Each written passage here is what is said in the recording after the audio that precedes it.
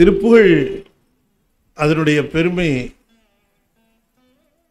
மற்றவர்கள் வாயிலாக கேட்பதை விட அருணகிரிநாதர் வாயிலாக கேட்பதுதான் சிறப்பு. அதாவது அவர் இந்த திருப்புகழினுடைய சிறப்பை அவரே எடுத்து சொல்லுவார் பல இடங்கள்ல. சினத்தவர் முடிக்கும் பகைத்தவர் முடிக்கும் திருப்புகழ் நெருப்பென்று அறிவோம் யான்னு. திருப்புகழ் ஃபயர்ன்னு சொல்லியிருக்காரு, அவரே பாடினவரே சொல்லியிருக்காரு. அதோட பெரிய சர்டிபிகேட் வேண்டாம். அது மட்டும் இல்ல, அது எப்படின்னார், இருப்பவள் திருப்புகழ் விருப்போடு படிப்பவர் இடுக்கினை அறுத்திடும் என ஓதும்.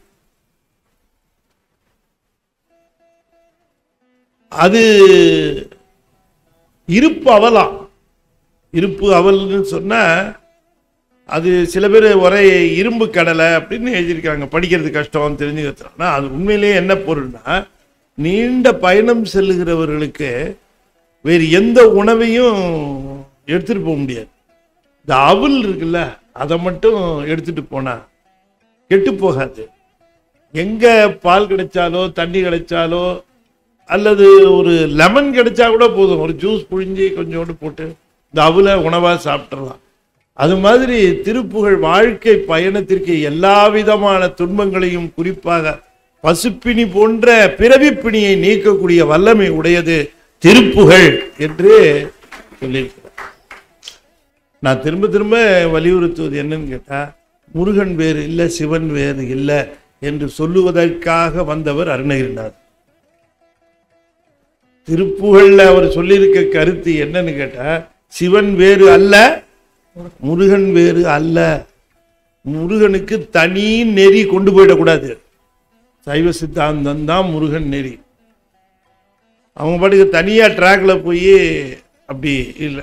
அதுக்காகவே அதனாலதான் பின்னால வந்த பாம்பன் சுவாமியும், அதுல பாம்பன் சுவாமி சொல்றாரு பாருங்க, அருணகிரிநாதர் யாருன்னு சொல்றதுக்கு, அருவமுறு நான்காகி உருவமுறு நான்காகி அரை இரண்டும் அறிவுல உரு அருவம் ஒன்றாகி முத்திரமும் வடுத்த ஒன்னா பெருவழி கப்பாலாய் உள்ள பொருள் ஈதரவே பெரிதும் சேயோன் ஒருவனையே புகழ்ந்த அருள் அருணகிரி. சேயோன் யாருன்னா அது தடத்த நிலை, 6 முகம் 12 கண்ணு. ஆனா சொரூபம் என்னன்னு கேட்டா பரவெளி. பரவெளியில இருக்கக்கூடிய அந்த பெரும்பொருள் தடத்தமா உருவம் எடுத்து வந்து, அப்படி எடுத்து வருகிற பொழுதே 9 நிலை நவந்தர விதமா அது வருது, இறங்கி வருது, உயிர்களுக்கு பயன்படும் விதமா வரும். அதுதானுங்களே. நிறைய படிச்சுட்டு வந்து உட்கார்ந்து ஒருத்தருக்கும் புரியாதபடியே பேசிட்டு இருந்தாங்கன்னு வச்சுங்க, அதனால என்ன பயன்? உண்மையிலேயே நிறைய பெரிய விஷயம்தான், பெரிய செய்திகள் தான். ஆனா கேட்கிறவங்களுக்கு அது போய் சேரலன்னா அது அப்புறம் இதனால என்ன பயன்? உண்மையில அவங்கள்ட்ட இருக்கிறது வேல்யூபிள் தான், ஆனா அது போய் சேரணுமே, அது ரொம்ப முக்கியம். ஆகையினால இறைவன் பெருங்கருணையாளன், பெரியவன் சொல்றதுல பெருமை இல்லை. அவன் எளிய உயிர்களுக்கு கூட அகப்படுகிறவனாக வருகிறான் பாருங்க, அதுதான் அவனுடைய பெரிய தன்மை, சௌலபியம் என்று சொல்வார். அந்த பெருமையை எடுத்து பேசுவது திருப்புகழ். திருப்புகழ் என்பது முருகனுக்கு மிகுந்த மகிழ்ச்சியை கொடுக்கும். அதனால நாம வழிபாடுன்னு இருந்தால் ஒரு திருப்புகழ் பாடிடணும் முருகனுக்கு. முருகன் அதைத்தான் எதிர்பார்ப்பாராம். வழிபாடு ஆரம்பித்தோடனே என்ன தேங்காய் வந்துருச்சா, வெத்தலைப்பாக்கு வந்துருச்சா, அப்புறம் வாழைப்பழம் வந்துருச்சா, என்ன சின்ன சின்னதாக இருக்குது வாழைப்பழம், சரி, அப்புறம் வேற என்ன பூவெல்லாம் வந்துருச்சா, வேற என்ன வந்திருக்கு, நெய்வேத்தியம் என்ன வந்திருக்கு, அதான் பார்ப்பாரு முருகன். இவ்வளோ தூரம் நிற்கிறானே, வாயை திறந்து ஒரு திருப்புகழ் சொல்கிறானா பார்ப்போம் அப்படின்னு தான் எதிர்பார்த்துட்டு இருப்பாராம். ஒரு கந்தரலங்காரம் சொல்கிறானா, ஒரு கந்தர அனுபூதி சொல்கிறானா. அருணகிரிநாத சுவாமிகளுடைய 6 நூல்கள்ல இருந்து கொஞ்சம் கொஞ்சமாக அப்படி சிந்திக்கலாம் அப்படின்னு. நான் எப்பவும் திருப்புகழ் தான் பார்க்கணும், மித்ததை விட்டுடுறோமே அப்படின்ட்டு திருப்புகழ் முதல்ல. திருப்புகழுக்கு இடையிலேயே கந்தர அலங்காரம், கந்தர அனுபூதி 3ஆச்சு. அதுக்கப்புறம் கந்தரந்தாதி, திருவகுப்பு, வேல் விருத்தம், மயில் விருத்தம், சேவல் விருத்தம், அதுல ஒரு பாட்டு என்று சொல்லி இன்னைக்கு முழுமையாக அருணகிரிநாத சுவாமிகளுக்கு ஒரு வழிபாட்டை செய்வதாக இங்கே நாம குழுமி இருக்கிறோம். தொடக்கமாக விநாயகருக்கு ஒரு வாழ்த்து பாடலும், உம்பர்தரு தேனுமணி கசிவாகி உன்கடலில் தேனமுதத்து உணர் ஊறி இன்பரசத்தே பருகி பலகாலம் எந்த நுயிர்க்கு ஆதரவுக்கு அருள்வாயே என்று விண்ணப்பிக்கிறார். உம்பர் தரு அப்படின்னா கற்பக விருட்சம், தேனு அப்படின்னா காமதேனு, மணி அப்படின்னா சிந்தாமணி. இதெல்லாம் சிறப்புற்ற பொருட்கள் வான உலகத்தில். கற்பக விருட்சம், காமதேனு, சிந்தாமணி இவையெல்லாம் சிறப்பான பொருள்கள். இவை எல்லாமே பார்க்கடலிலிருந்து வந்தது என்று சொல்வார்கள். பார்க்கடலை கடைந்த பொழுது இவையெல்லாம் வந்தன. பிறகு இவை வந்த பிறகு அமுதம் வந்தது. உம்பர்தரு தேனுமணி கசிவாகி ஒன்கடலில் தேன் அமுதத்து உணர் ஊறி, அதற்கு பிறகு அமுதம் வந்தது. ஆனால் இப்படிப்பட்ட இந்த சிறப்புகளை எல்லாமே நான் விநாயக பெருமானை வணங்குவதிலேயே பெற்று விடுவேன். அந்த சிறப்புகளை பெறுவதற்கு அவர்கள் சொல்லனாத அவர்கள் பிரயாசைப்பட்டார்கள். ஆனால் அவர்களுக்காக அந்த பொருள்களை அடைவதற்கு அவர்கள் எடுத்துக்கொண்ட முயற்சி, அவர்கள் எடுத்துக்கொண்ட அந்த பிரயாசை, இதெல்லாம் அவர்களுக்கு இந்த பொருள்களை வழங்கி இருந்தாலும் கூட இவற்றையெல்லாம் விட சிறந்த உணர்வு நிலை விநாயக பெருமானை வணங்குகிற பொழுது, எந்த உயிர்க்கு ஆதரவுற்று அருள்வாயே, எனக்கு இவையெல்லாம் கூட தேவையில்லை பெருமானே, உன்னுடைய கருணை தேவை என்று விநாயக பெருமானிடம் விண்ணப்பம் வைக்கின்றார்.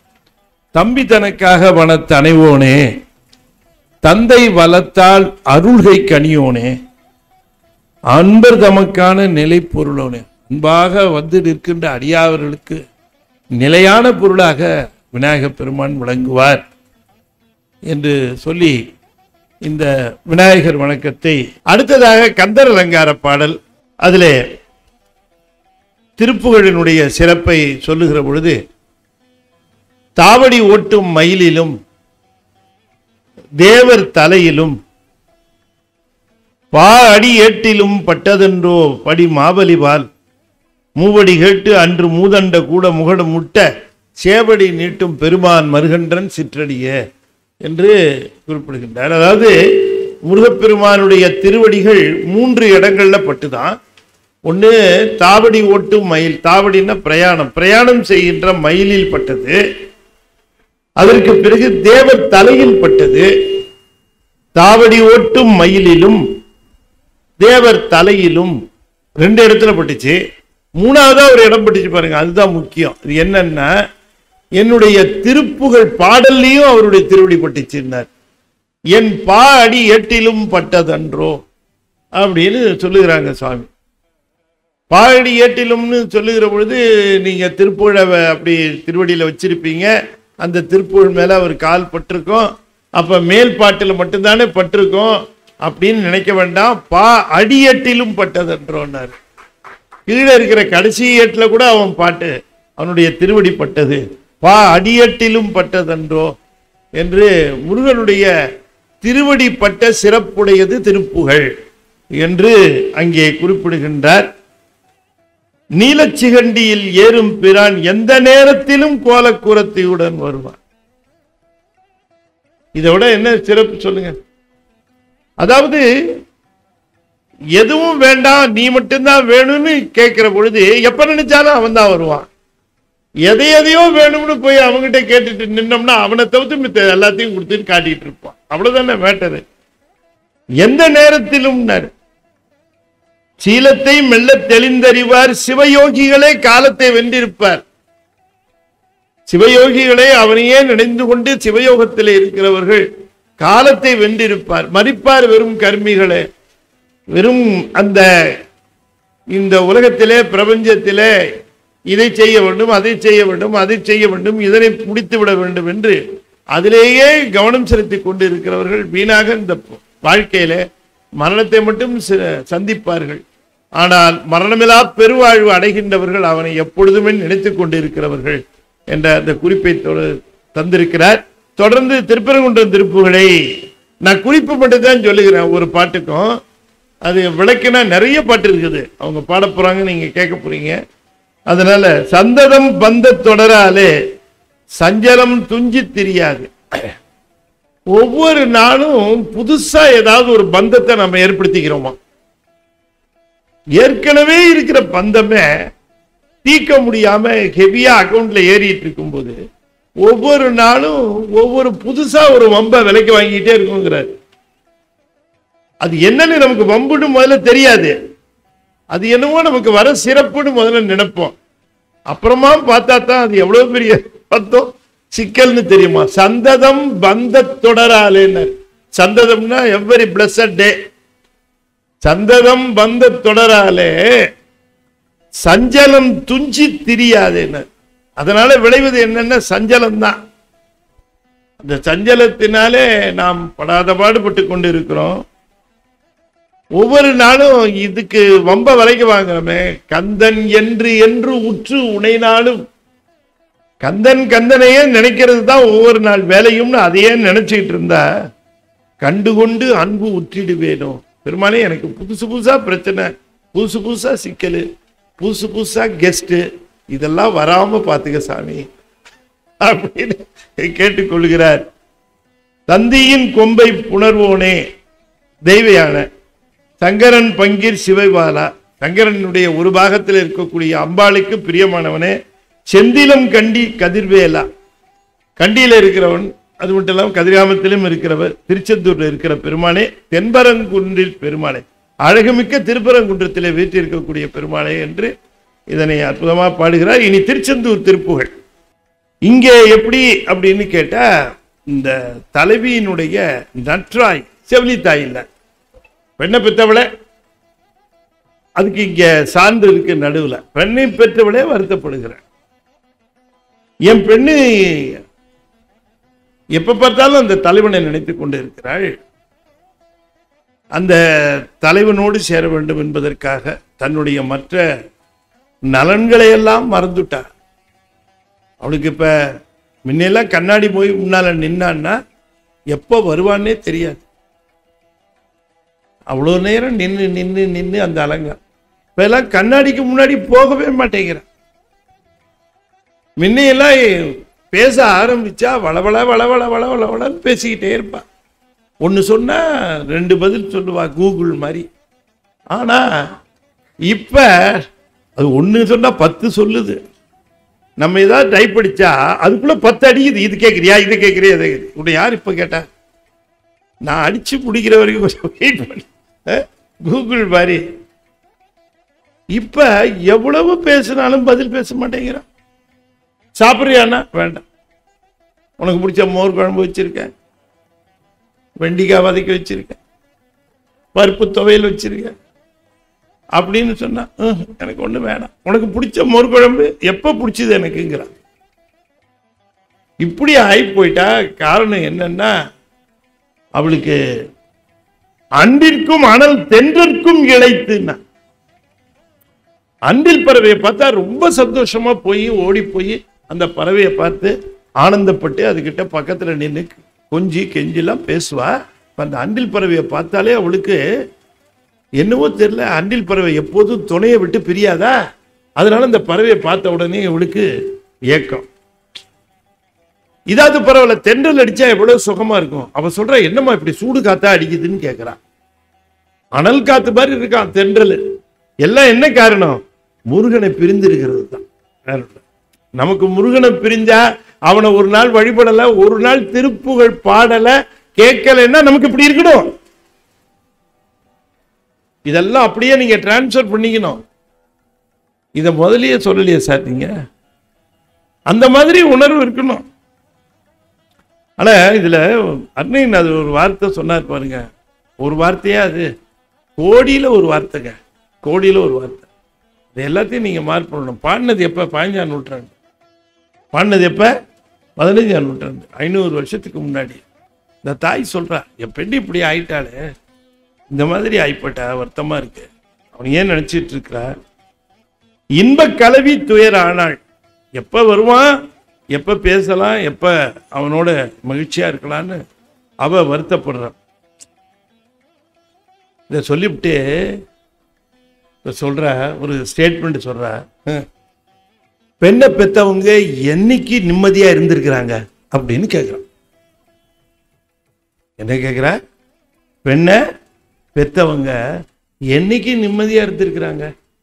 என் பெற்று உலகில் பெண் பெற்றவருக்கு, பெண் பெற்றவங்களுக்கு என்னைக்கு நிம்மதி இருந்திருக்கு, அவங்களுக்கு என்ன கிடைச்சிருக்கு அப்படின்னு 15ஆம் நூற்றாண்டுலயே எழுதியிருக்க. இப்ப என்ன அப்படி எழுத மாட்டார். இப்ப அப்படி பெண் பெற்றவருக்கு எல்லாம் பெற்ற நலன் உண்டு அப்படின்னு இன்னைக்கு பாடியிருப்பார். பெண்கள்லாம் அவ்வளவு தூரம் சிறந்து வந்துட்டாங்க. அந்த காலத்துல பெண் பெற்று அந்த பெண்ணை ஒரு கரை சேர்க்கறதுக்குள்ள, ஒருத்தர் கையை பிடிச்சு கொடுக்கறதுக்குள்ள அவ்வளவு கலக்கம் வந்துடும் அந்த பெண்ணை பெற்றவர்களுக்கு. இன்னைக்கு பிள்ளைய பெற்றவங்களுக்கு எப்படி கொண்டு கரை சேர்க்க போறோம்? இந்த பிள்ளைய பரவாயில்ல, நல்லா பிடிச்சுக்கோளா தெரியலையே, இவனை எப்படியாவது ஒரு கரை சேர்த்துட்டா அப்படின்னு பையனை பத்தி வருத்தப்படுற அந்த நிலையில இப்ப இருக்கு. அப்ப நினைக்கிற சொல்றாரு, என் பெற்று உலகில் பெண் பெற்றவருக்கு இன்ப கலவி துயரானால் இன்ப புவி புலி உற்றிடலாமும். புலிதான் புல்லுதல், தழுவுதல். அந்த தழுவுதல் உனக்கு கிட்டுமா என்று கேட்கிறார். சரி, இதை விட இந்த பாட்டில் இன்னொரு செய்தி ரொம்ப அற்புதமா சொல்லியிருக்கார். அதாவது உபதேசம் பெறுகிற நிலையில முருகனும் சிவபெருமானும் 2 பேரும் என்னமோ பேசிட்டாங்க. யாராவது கேட்க முடியுமா அவங்க 2 பேரும் என்ன பேசுனாங்கன்னு? சொல்லுங்க பார்க்கலாம். அவங்க 2 பேரும் என்னவோ பேசுறாங்க. பிரம்மனை ரிலீஸ் பண்ண சொன்னாரு, ரிலீஸ் பண்ணியாச்சு. பிரம்மன் வந்து பாவமான்னு நின்றுட்டு இருக்கான். அவர் ஏற்கனவே தாடி மீசை, அப்புறம் இன்னும் அங்கேருந்து வந்தா ஏகப்பட்ட தாடி மீசையோட தோந்து போய், என்ன ரொம்ப கஷ்டப்பட்டியான்னு கேட்டார். இல்லை, நிறைய புத்தகம் எழுதுனேன் அப்படின்னு. சரி, கொஞ்சம் நின்றுட்டு முருகனை பார்த்து 2 பேரும் பேசுறாங்க. முருகனும் பேசுற, சிவபெருமானும் பேசுற. சிவபெருமான் முருகன்கிட்ட கேட்கிற, இந்த பிரணவத்தின் பொருள் உனக்கு தெரியுமா? நீ கேட்டிய? தெரியும். எங்க சொல்லு பார்க்கலாம். அது எப்படி அப்படியே சொல்றது? நீங்க சீடபாவத்தில் இருந்தா நான் சொல்ல தயார். நான் உங்க அப்பாடா. அது அப்புறம் சொல்லப்படுவது பிரணவம். சொல்றவர் குரு, கேட்கிறவர் சீடர். அப்படி இருந்தா சொல்றேன். சரி, அப்ப சொல்லு. சீடபாவத்தில் சேவேரும் ஈசர் சுற்ற மாயான போத புத்தி. 3 தடவை வலம் வந்தாராம். யாரு? சிவபெருமான் முருகன். சேவேரும் ஈசர் சுற்ற மாயான போத புத்தி சீராகவே உரைத்த குருநாதா. அன்னைநாதன் சொல்றாரு. அப்ப சொன்னாராம், அப்பாவும் பிள்ளையும் என்ன பேசிக்கிட்டாங்கிற அந்த மேட்டரை அருணகிரிநாதர் சொல்றார். அருணகிரிநாதருக்கு எப்படி தெரியும்? அவங்க 2 பேரும் பேசிக்கிட்டாங்க, உங்களுக்கு எப்படி தெரியும்? அப்பா கிட்ட பிள்ளை என்ன பேசினாரோ அதை அருணகிரிநாதர்கிட்டையும் பேசினாராம். அவர்கிட்ட என்ன பேசினாரோ அது இவர்கிட்டையும் பேசினாராம். அதனால இவருக்கு தெரியும். அதெல்லாம் விட முக்கியமா ஒண்ணு சொல்றார் அருணகிரிநாதர். இதை விட ஒரு பெரிய விஷயம் எனக்கு சொன்னான் முருகன். என்னன்னு கேட்டா, அப்பாவும் பிள்ளையும் பேசிக்கிட்டாங்க, 2 பேரும் பேசிக்கிட்டாங்க. யாருக்கு என்ன பேசினான்னு தெரியல, ஆனா 2 பேரும் பேசிக்கிட்டாங்க. 2 பேரும் தமிழ்ல பேசிக்கிட்டாங்க. கொன்றை சடையற்கு ஒன்றை தெரிய. ஒன்றை என்ன? பிரணவத்தை. கொன்றை சடையர்னா என்ன? ஒன்னும் பதிலே காணோம். கொன்றை சடையர்னா யாருங்க? சத்தமாவே சொல்லலாம். மழை நம்மளை விட சத்தமா கொட்டுது இல்ல? கொன்றை சடையர்னா யாரு? சொக்கநாதர். கொன்றை சடையர்க்கு ஒன்றை தெரிய. ஒன்றுன்னு என்ன? பிரணவம். தெரிய கொஞ்சி தமிழை பகர்வோனே. தமிழ்ல பகிர்ந்த பெருமானே. இதை விட என்ன சான்று வேணும் சொல்லுங்க? 2 பேரும் தமிழ். செஞ்சொல் புலவர்க்கு அன்புற்ற திருச்செந்திற்குமர பெருமாளே. புலவர்கள்னா முருகனுக்கு ரொம்ப இஷ்டமா அந்த கால புலவர்கள். அதான் நூலறி புலவ அப்படின்னு திருமுருகாட்டுப்படையிலே வருது. ஆகையினால இந்த திருச்செந்தூர் திருப்புகள்ல பிரணவ உபதேசம் தமிழிலே நிகழ்ந்தது என்பதை இதிலே தெரிவிக்கின்றார் என்று சொல்லி இப்பொழுது அடுத்ததாக பழனி திருப்புகழ். முருகா குமரா குஹா என்று அழைத்து அழைத்து அழைத்து மகிழ்கின்றவர்களுக்கு என்னென்னலாம் கிடைக்கும் என்று சொல்லுகிறார். மிடியால் படியில் விதனப்படார். மிடி என்று சொன்னால் வறுமை, அவர்களுக்கு வறுமை வராது என்று குறிப்பிடுகின்றார். முருகனை உள்ளன்போடு வணங்குகின்றவர்களுக்கு அவர்களுக்கு வறுமை வந்து சாரா வண்ணம் அவர்களுக்கு வேண்டியதை தந்து அருள்வான் முருகன். மிடியால் படியில், படியினா பூமியில, இந்த நில உலகத்தில் விதனப்படார், கவலைப்பட மாட்டார்கள்.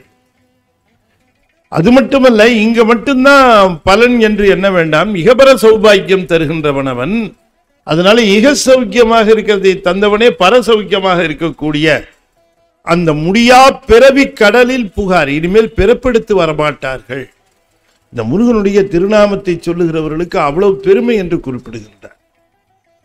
ஆகையினாலே முருகா முருகா முருகா முருகா என்று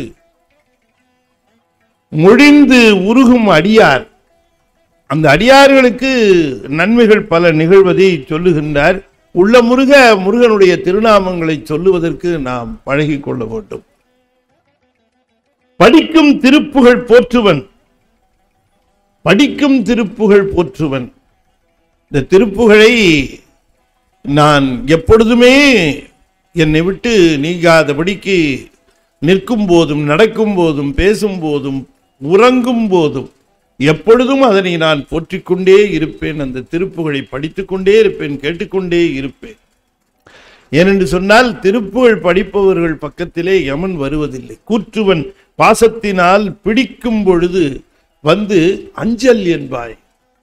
நான் திருப்புகழ் படித்துக் கொண்டிருந்தால் கூற்றுவன் வந்தான் என்றால் முருகன் அங்கிருந்து வந்து யமனுடைய முதுகுல ஒரு ஓங்கி ஒரு அடி கொடுத்து, திருப்புகழ் படிச்சிட்டு இருக்கிறான், என்ன வந்து டிஸ்டர்ப் பண்ணிட்டு இருக்கிறேன், போ இந்த பக்கம், காலம் முடிஞ்சிருச்சு, எனக்கு தெரியும், நீ போ, நான் கூட்டு வந்திருக்கேன் எங்க ஆளுங்க. கந்தலோகம் வர வேண்டியவனை யமலோகம் இழுத்துட்டு போலான்னு பாக்குற, ஓடி இங்க இருந்து. ஓடி போயிடுவானா யாரு? யமன். அதைத்தான் அந்தகனும் என்னை அடர்ந்து வருகையில் அஞ்சலன வலிய மயில் மேல் அந்த மரளியோடு உகந்த மனிதன் நமது அன்பன். சர்டிபிகேட் கொடுப்பாராம் முருகன். எவனா இந்த ஊர்ல நம்ம கொடுப்பானா? ஆனா முருகன் தருவானா சர்டிபிகேட். நமது அன்பன், நமக்கு வேண்டியவர் அப்படின்னு. அந்தகனும் என்னை அடர்ந்து வருகையில் அஞ்சலென வலிய மயில் மேல் நீ அந்த மரளியோடு உகந்த மனிதன் நமது அன்பன் என மொழிய வருவாயே. சிந்தை மகிழ மலை மங்கை நகிலினைகள் சிந்து பயமயிலும் மயில்வீரா திங்கள் அரவு நது துன்று தடிலர் அருள் செந்தில் நகரில் உரை பெருமாளே. திருச்செந்தூர் திருப்புகழ். துன்று சடிலர் அருள். சடிலர்னா சடாமுடி உடையவர்னு அர்த்தம். சடிலம்னா சடாமுடி, சடிலர். ஆகையினால இங்கேயும் அது சொல்லுகிறார், பிடிக்கும் பொழுது வந்து அஞ்சல் என்பாய் பெரும் பாம்பில் நின்று நடிக்கும். காளிங்க நடனம் பண்ணார் இல்லையா, அவருடைய மருகனே, திருமாலின் மருகனேங்கிறார். கொடும் சூழன் நடுங்க வெப்பை இடிக்கும் கலாப தனிமையில் ஏறு. குதிரை ஓட்டுறவங்களுக்கெல்லாம் அந்த காலத்துல, அவருடைய காலத்துல, இந்த 15ஆம் நூற்றாண்டுல ராவுத்தர்னு பேரு. ராவுத்தர்னா குதிரை ஓட்டுகிற வீரர்கள், அவர்களுக்கு ராவுத்தர்னு பேரு. ஆனா இவர் மயில் தான் ஓட்டுறாரு. இவர் மயிலையே குதிரை மாதிரி ஓட்டுவாராம், அதனால ராவுத்தர் இல்லையா. அதுல இதுல சொல்லுகிற பொழுது கூட சுவாமிமலை திருப்புகழ், அதுல இன்னொரு திருப்புகழில் சொல்லும் பொழுது கூட மாலோடு அயன் மால் பணிய சலாமிடும் தேவர் பெருமாளே என்பார். எல்லாரும் சலாம் போடுறாங்களாம். அது அந்த காலகட்டத்தில் அந்த வார்த்தைகள் எல்லாம் பயன்பாட்டில் இருந்ததுங்கிறது அந்த திருப்புகழ்னால நமக்கு தெரிய வருகிறது. ஒருவரை ஒருவர் தேறி அறிகிலர். ஒருத்தன் சொல்றதை இன்னொருத்தன் கேட்கவே மாட்டான். அவன் என்ன சொல்றான்னு கேட்கறதே கிடையாது. யார சொல்றாரு? மத சம்பந்தமாக அந்த வாதம் செய்கிறவர்கள். இதுல என்ன இந்த மதத்துல சொல்லி இருக்குங்கிறதே காதுல வாங்குறது இல்லை. நான் காதை புத்திக்குவேன், என் மதம் தான் பெருசு, அதுதான் சிறப்பு என்று சொல்லி கண்மூடித்தனமாக இருக்கிறார்கள். ஒருவரை ஒருவர் தேறிலர் மத விசார. ஒரு குண வழியுறாத பொறியாளர். ஒரு குண வழிவுறாத பொறியாளர் என்று சொன்னால் பொறிகளை எல்லாம் தங்களுடைய 5 பொறிகளையும் ஞானேந்திரியங்களையும் ஒரு குணத்துல வச்சுக்கிறது இல்லை. ஒன்று சத்துவத்தில் இருக்கும், ஒன்று தாமசத்தில் இருக்கும், ஒன்று ராஜசத்தில் இருக்கும். இப்படி மாறி மாறி ஒரு உணர்வு ஒன்று என்று சொன்னால் அந்த உணர்விலேயே எல்லா பொறிகளும் இருக்குன்னு இல்லையா? கண்ணு பார்த்தா சத்துவத்தில் இருக்கும், ஆனால் உள்ளம் பார்த்தா ராஜசத்தில் அப்படியே துடிக்கும். இந்த பயலை என்ன பண்ணலாம் அப்படின்னு. ஆனால் கண்ணில் பார்த்தா ரொம்ப என்னவோ கனிவாக பார்க்குற மாதிரி பார்க்குறது. ஒரு குணம் அறியாத பொறியாளர் உடலது சதமென நாடி களவு போய் கொலைகள் ஆடி உற நமன் நரகில் வீழ்வார். நரகத்தில் போய் வீழுகிறார்கள். ஏனென்று சொன்னால் உடம்பை உண்மை இது நிலையானது என்று நினைக்கிறவர்கள் நிச்சயமாக நரகத்திற்கு போவார்கள் என்று சொல்லுகிறார். எவர் ஒருவருக்கு இது சதமில்லை, இது நிலையானது இல்லை, இது என்றாவது ஒரு நாள் நம்மை விட்டு போகும், இது போவதற்கு முன்பாக நாம் செய்ய வேண்டியது ஒன்று உள்ளது என்று தெரிந்து அதில் நாட்டம் கொள்ளுகிறவர்கள், ஒருவேளை அதில் வெற்றி பெறாவிட்டாலும் கூட அதில் நாட்டம் கொள்ளுகிறவர்கள் அவர்கள் நரகத்திலே வீழார் என்று குறிப்பிடுகிறார். அதை விட்டுட்டு கடைசி வரைக்கும் அந்த நினைப்பே இல்லாம அந்த உலகத்தில் நான் இருப்பேன், இங்கே தான் இருப்பேன் அப்படின்னுட்டு கோடி கோடியா கோடி கோடியா கோடி கோடியா சேர்த்தப்புறம் கூட இன்னும் அடுத்த கோடிக்கு என்ன செய்யலாம் அப்படிங்கிற மாதிரி யோசனை பண்ணுகிறவன் உடலது சதமென நாடி களவு பொய் கொலைகள் ஆடி, அதுக்காக எத்தனை களவு, எத்தனை பொய்கள், எத்தனை கொலைகள், அத்தனையும் செய்து நிலையற்ற பொருளுக்காக இத்தனை செய்கின்றவர் உற நமன் நரகில் வீழ்வர் என்று அடித்து பேசுகிறார். அதனால என்ன ஆகும்? நரகத்தில் விழுந்தவர்கள் அப்படியே போயிடுவாங்கன்னு சொல்லுது ஒரு சமயம், நரகத்திலே விழுந்து கிடப்பாங்கன்னு. ஆனா சாமி அதுக்கு தொடர்ச்சி இருக்குங்கிறார். அது போய் பின் வடிவம் ஒரு மேவி திரும்ப பிறப்பு வரும் அப்படிங்கிறார். இந்த உலகத்திலேயே மிக அதிகமான மக்களால் பின்பற்றப்படுகிற சமயம்னு ஒரு சமயம் சொல்லுது. அது என்ன சொல்லுதுன்னா, இறந்த பிறகு ஜட்ஜ்மெண்ட் டேன்னு ஒரு நாள், அன்னைக்கு செய்த தீவினை நல்வினை, நான் செஞ்ச பாவம் நன்மைக்கு தகுந்த மாதிரி அவங்களை கொண்டு போய் சொர்க்கத்திலையும் நரகத்திலையும் போட்டுரும். அதுக்கப்புறம் என்ன? அதுக்கப்புறம்லாம் கிடையாது, அவ்வளோதான், நரகத்திலேயே இருக்க வேண்டியதுதான்.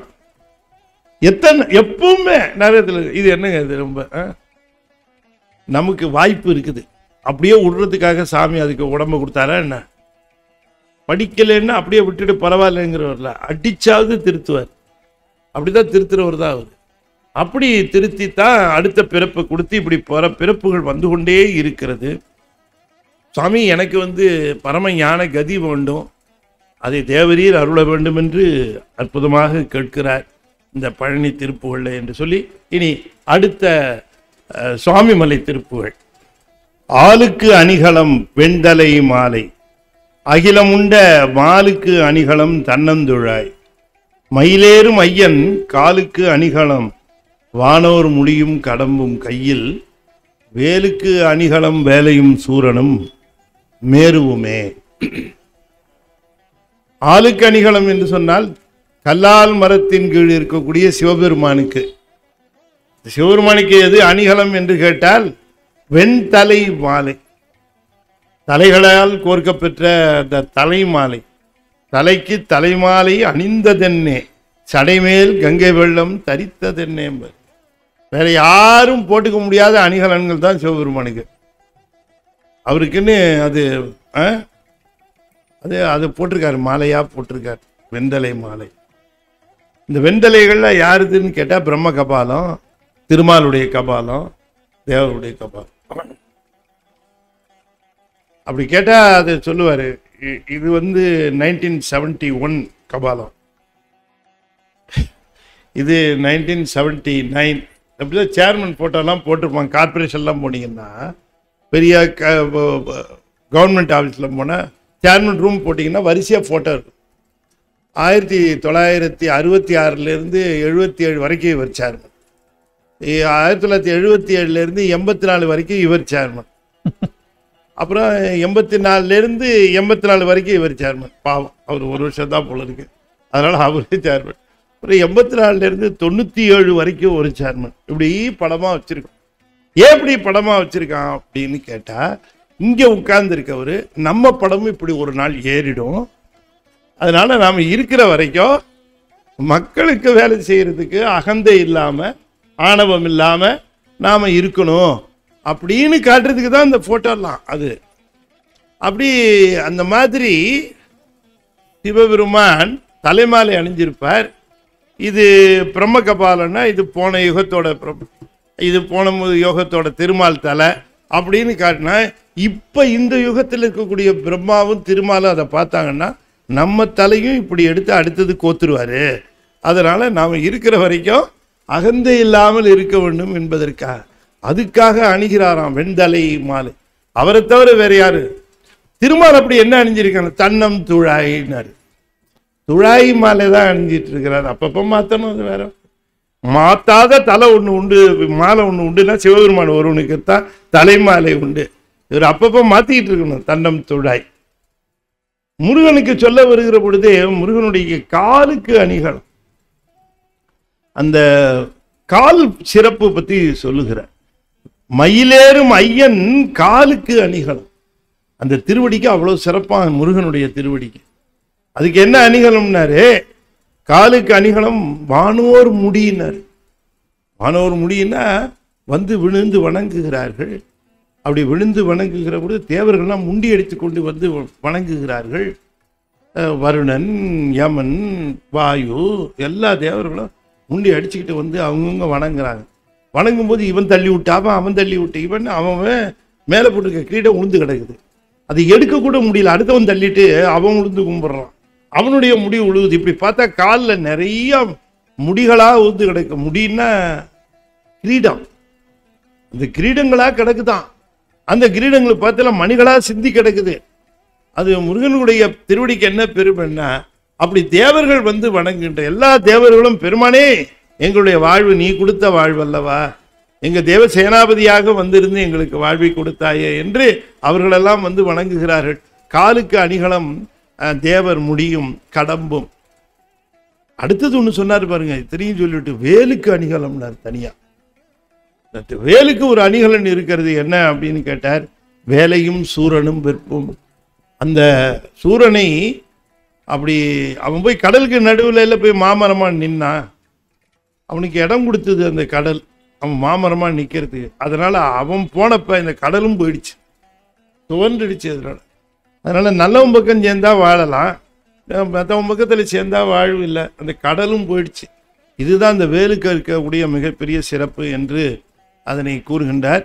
இனி தொடர்ந்து சுவாமிமலை திருப்புகழ், அது ரொம்ப அற்புதமாக அவர்கள் பாடினார்கள். அதாவது தமிழை கொண்டு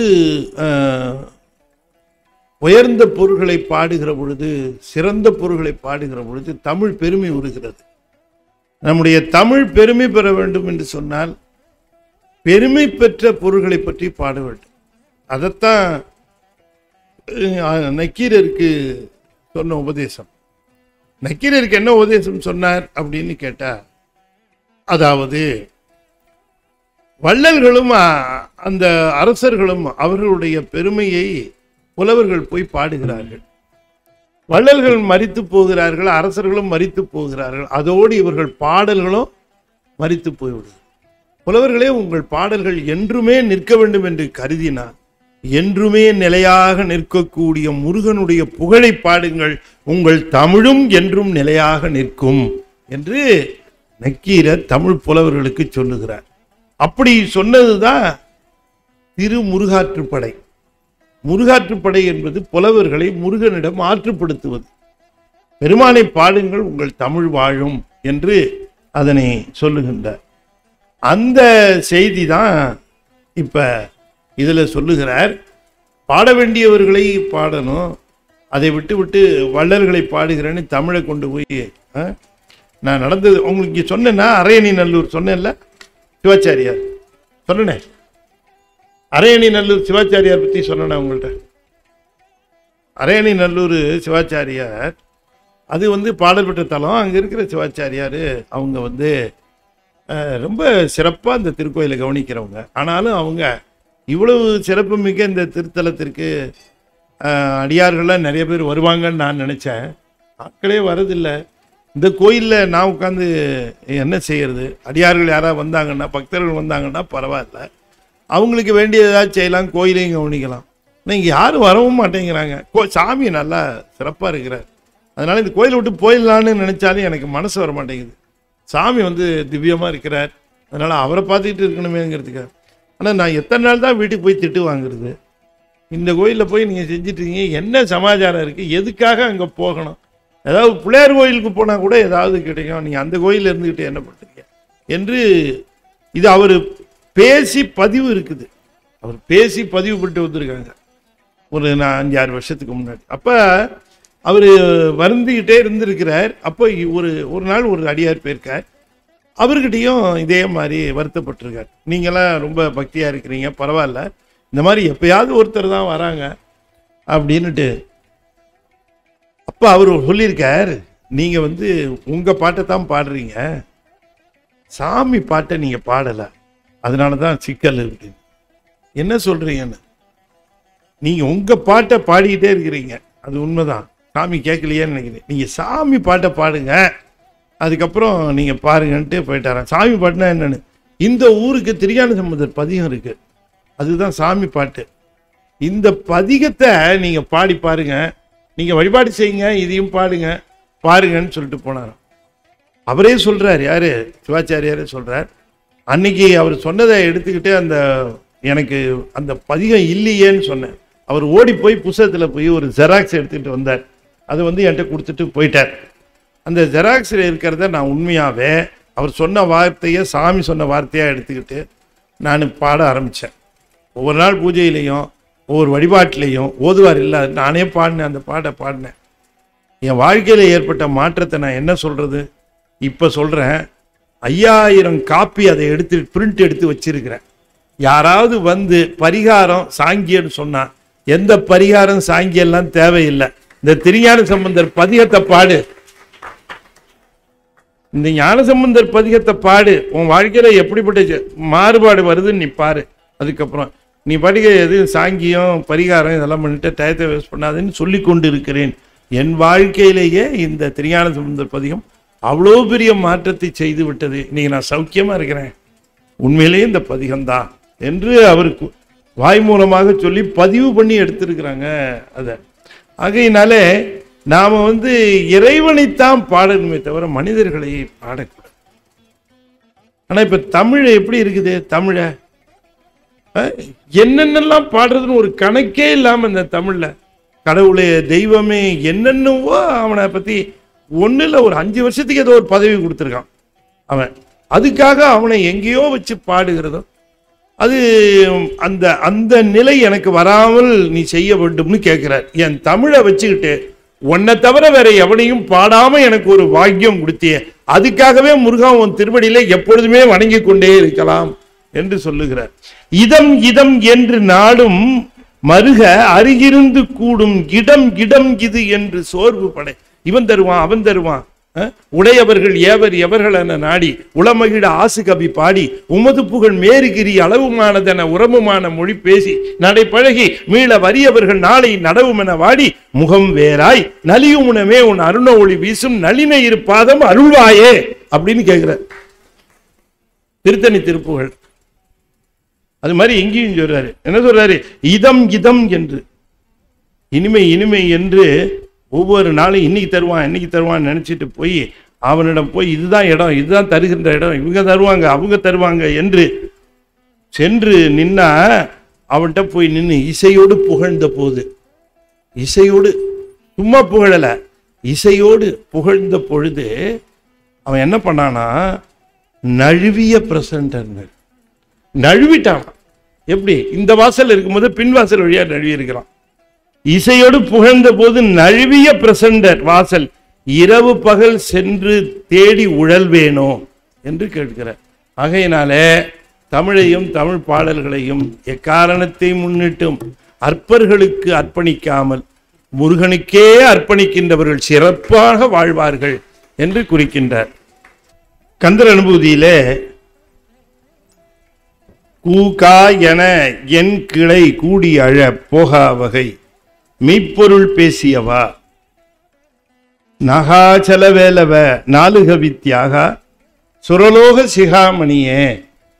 நாலுகவி என்பது 4 விதமாக கவி பாடும் திறம். அதனை அருளி இருக்கிறார் முருகப்பெருமான். நாகாச்சல வேலவா என்பது திருச்செங்கோடு, அத நாகாச்சலம் என்று. ரொம்ப அருமையா ஒரு செய்தி சொல்லுகிறார். கூ காய் என என் கிளை கூடி அழ போகாவகை மெய்ப்பொருள் பேசியவா. அதாவது மெய்ப்பொருள் எனக்கு பேசியதுனாலே எனக்கு என்ன விளைந்தது என்று குறிப்பிடுகின்றார். அப்ப இந்த உறவினர்கள் எல்லாம் கடைசியில உயிர் பிரிந்த பொழுது அழுவார்கள் இல்லையா.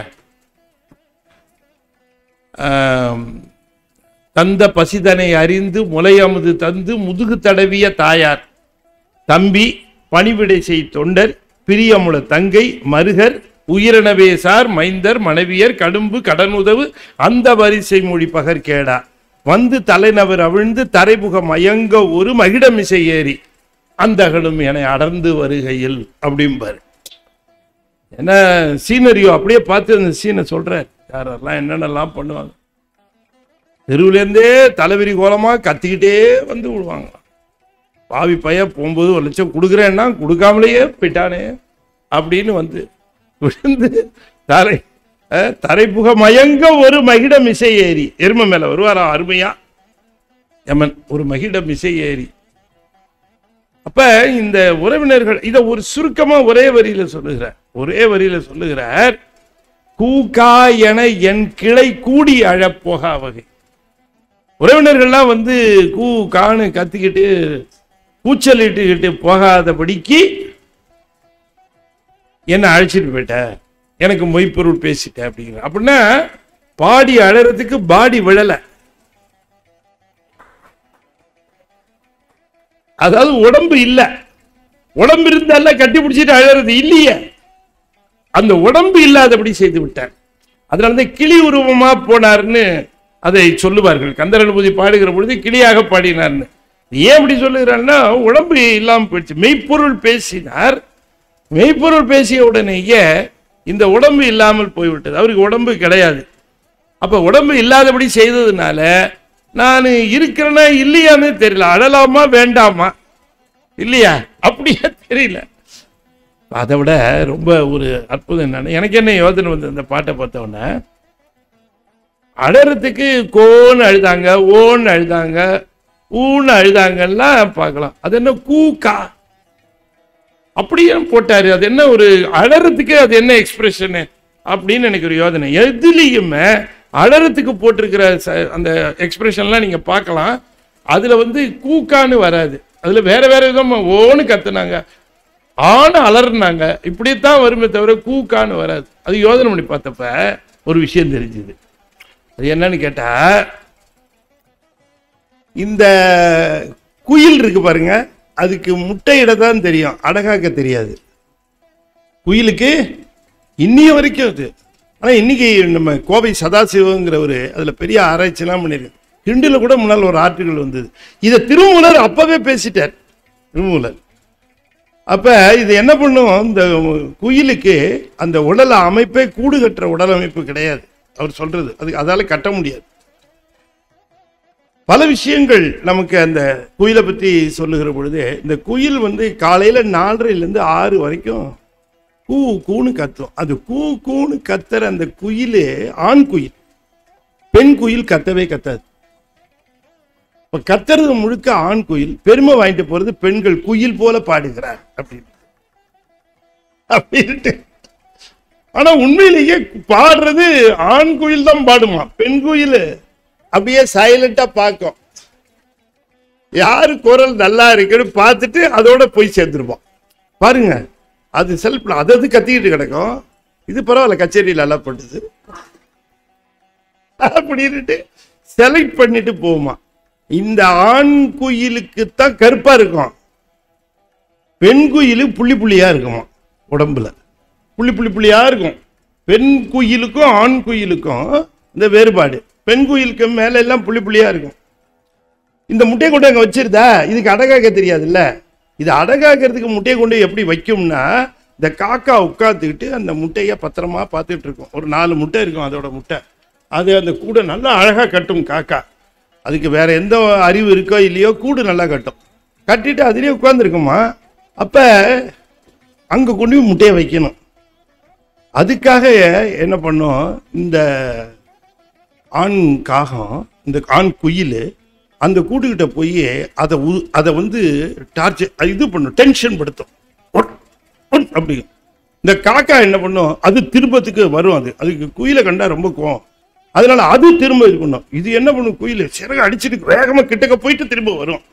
இந்த காக்கா பயந்துக்கிட்டு இதோட தொல்லை தாங்க முடியலன்னு கொஞ்சம் தூரம் தள்ளி போயிடும். அந்த தள்ளி போன நேரம் பார்த்து இந்த பெண் குயில் இந்த முட்டையை கொண்டு போய் அந்த கூட்டில் வச்சுட்டு வந்துடும். அவர் சொல்றாரு இப்படிதான் அது வைக்குமா. அப்புறமா ரெண்டும் கிளம்பி போயிடும். வச்சாச்சு வேலை முடிஞ்சு வச்சேன்னு அப்படி கண்ணா ரெண்டு போயிடும்.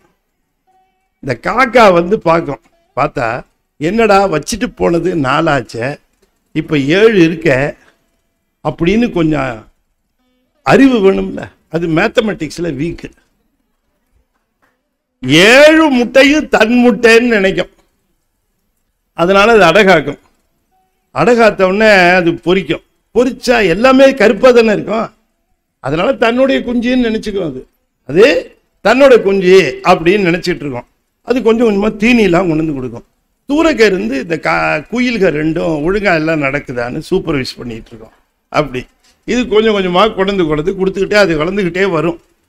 எல்லாம் சரியாகத்தான் போயிட்டு இருக்கோம்.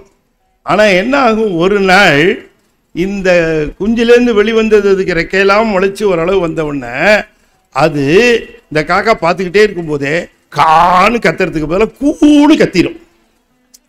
அப்பத்தான் தெரியும், ஆஹா இது நம்மளுது இல்லையா, இது நம்ம புள்ளன்னு நினைச்சிட்டு இருந்தோம். நீ இருமுனா என் பொண்டாட்டி ராத்திரி தூங்க முடியல, போய் திண்ணையில படுன்னு சொல்லிச்சு பத்தியா, அப்பத்தான் தெரிஞ்சது இது நம்ம புள்ள இல்லைன்னு தெரிஞ்சதுன்னாரு. புரியுதா உங்களுக்கு? அப்படி காணு கத்துறதுக்கு பதிலா கூணு கத்திச்சான். கூ கா என என் கிளை கூடி அழப்போகா வகையினாரு. அதுக்கு போட்டிருக்காரு இந்த கூக்கா. அப்ப இது காணும் கத்திருக்கணும் இந்த கிளையெல்லாம், ஆனா கூணு கத்துதுங்க, இது நம்ம உறவு இல்லை அப்படின்னாரு. அத அவ்வளவு நுணுக்கமா அங்க சாமி வச்சிருக்காரு. கூக்கா என என் கிளை கூடி அழப்போகா வகை, இந்த சிக்கலே இல்லாதபடிக்கு. அப்படின்னா என்னன்னா, செத்தப்புறம் கூட பாடி மேல விழுந்தாழுதா அந்த பணத்துக்கு தெரியும் போல இருக்கு. இந்த டார்ச்சர் பண்றாங்களே கிளம்புனதுக்கு அப்புறமும் கூட நம்மள அப்படின்னு தெரியும் போல இருக்கு.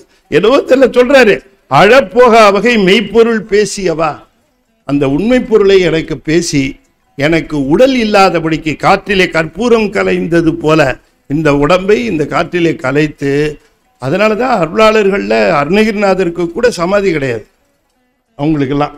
ஏன்னா அவங்களாம் கற்பூரம் மாதிரி கலைந்து விட்டார்.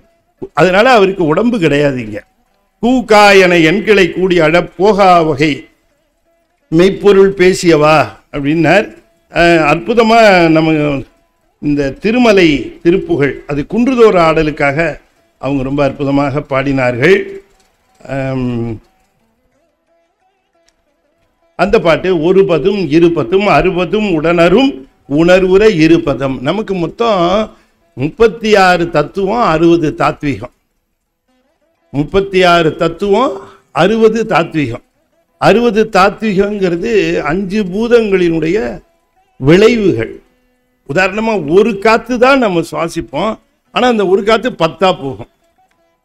அந்த 10ஆ போகிற அந்த காத்துக்கும் 10 தொழில் இருக்கு.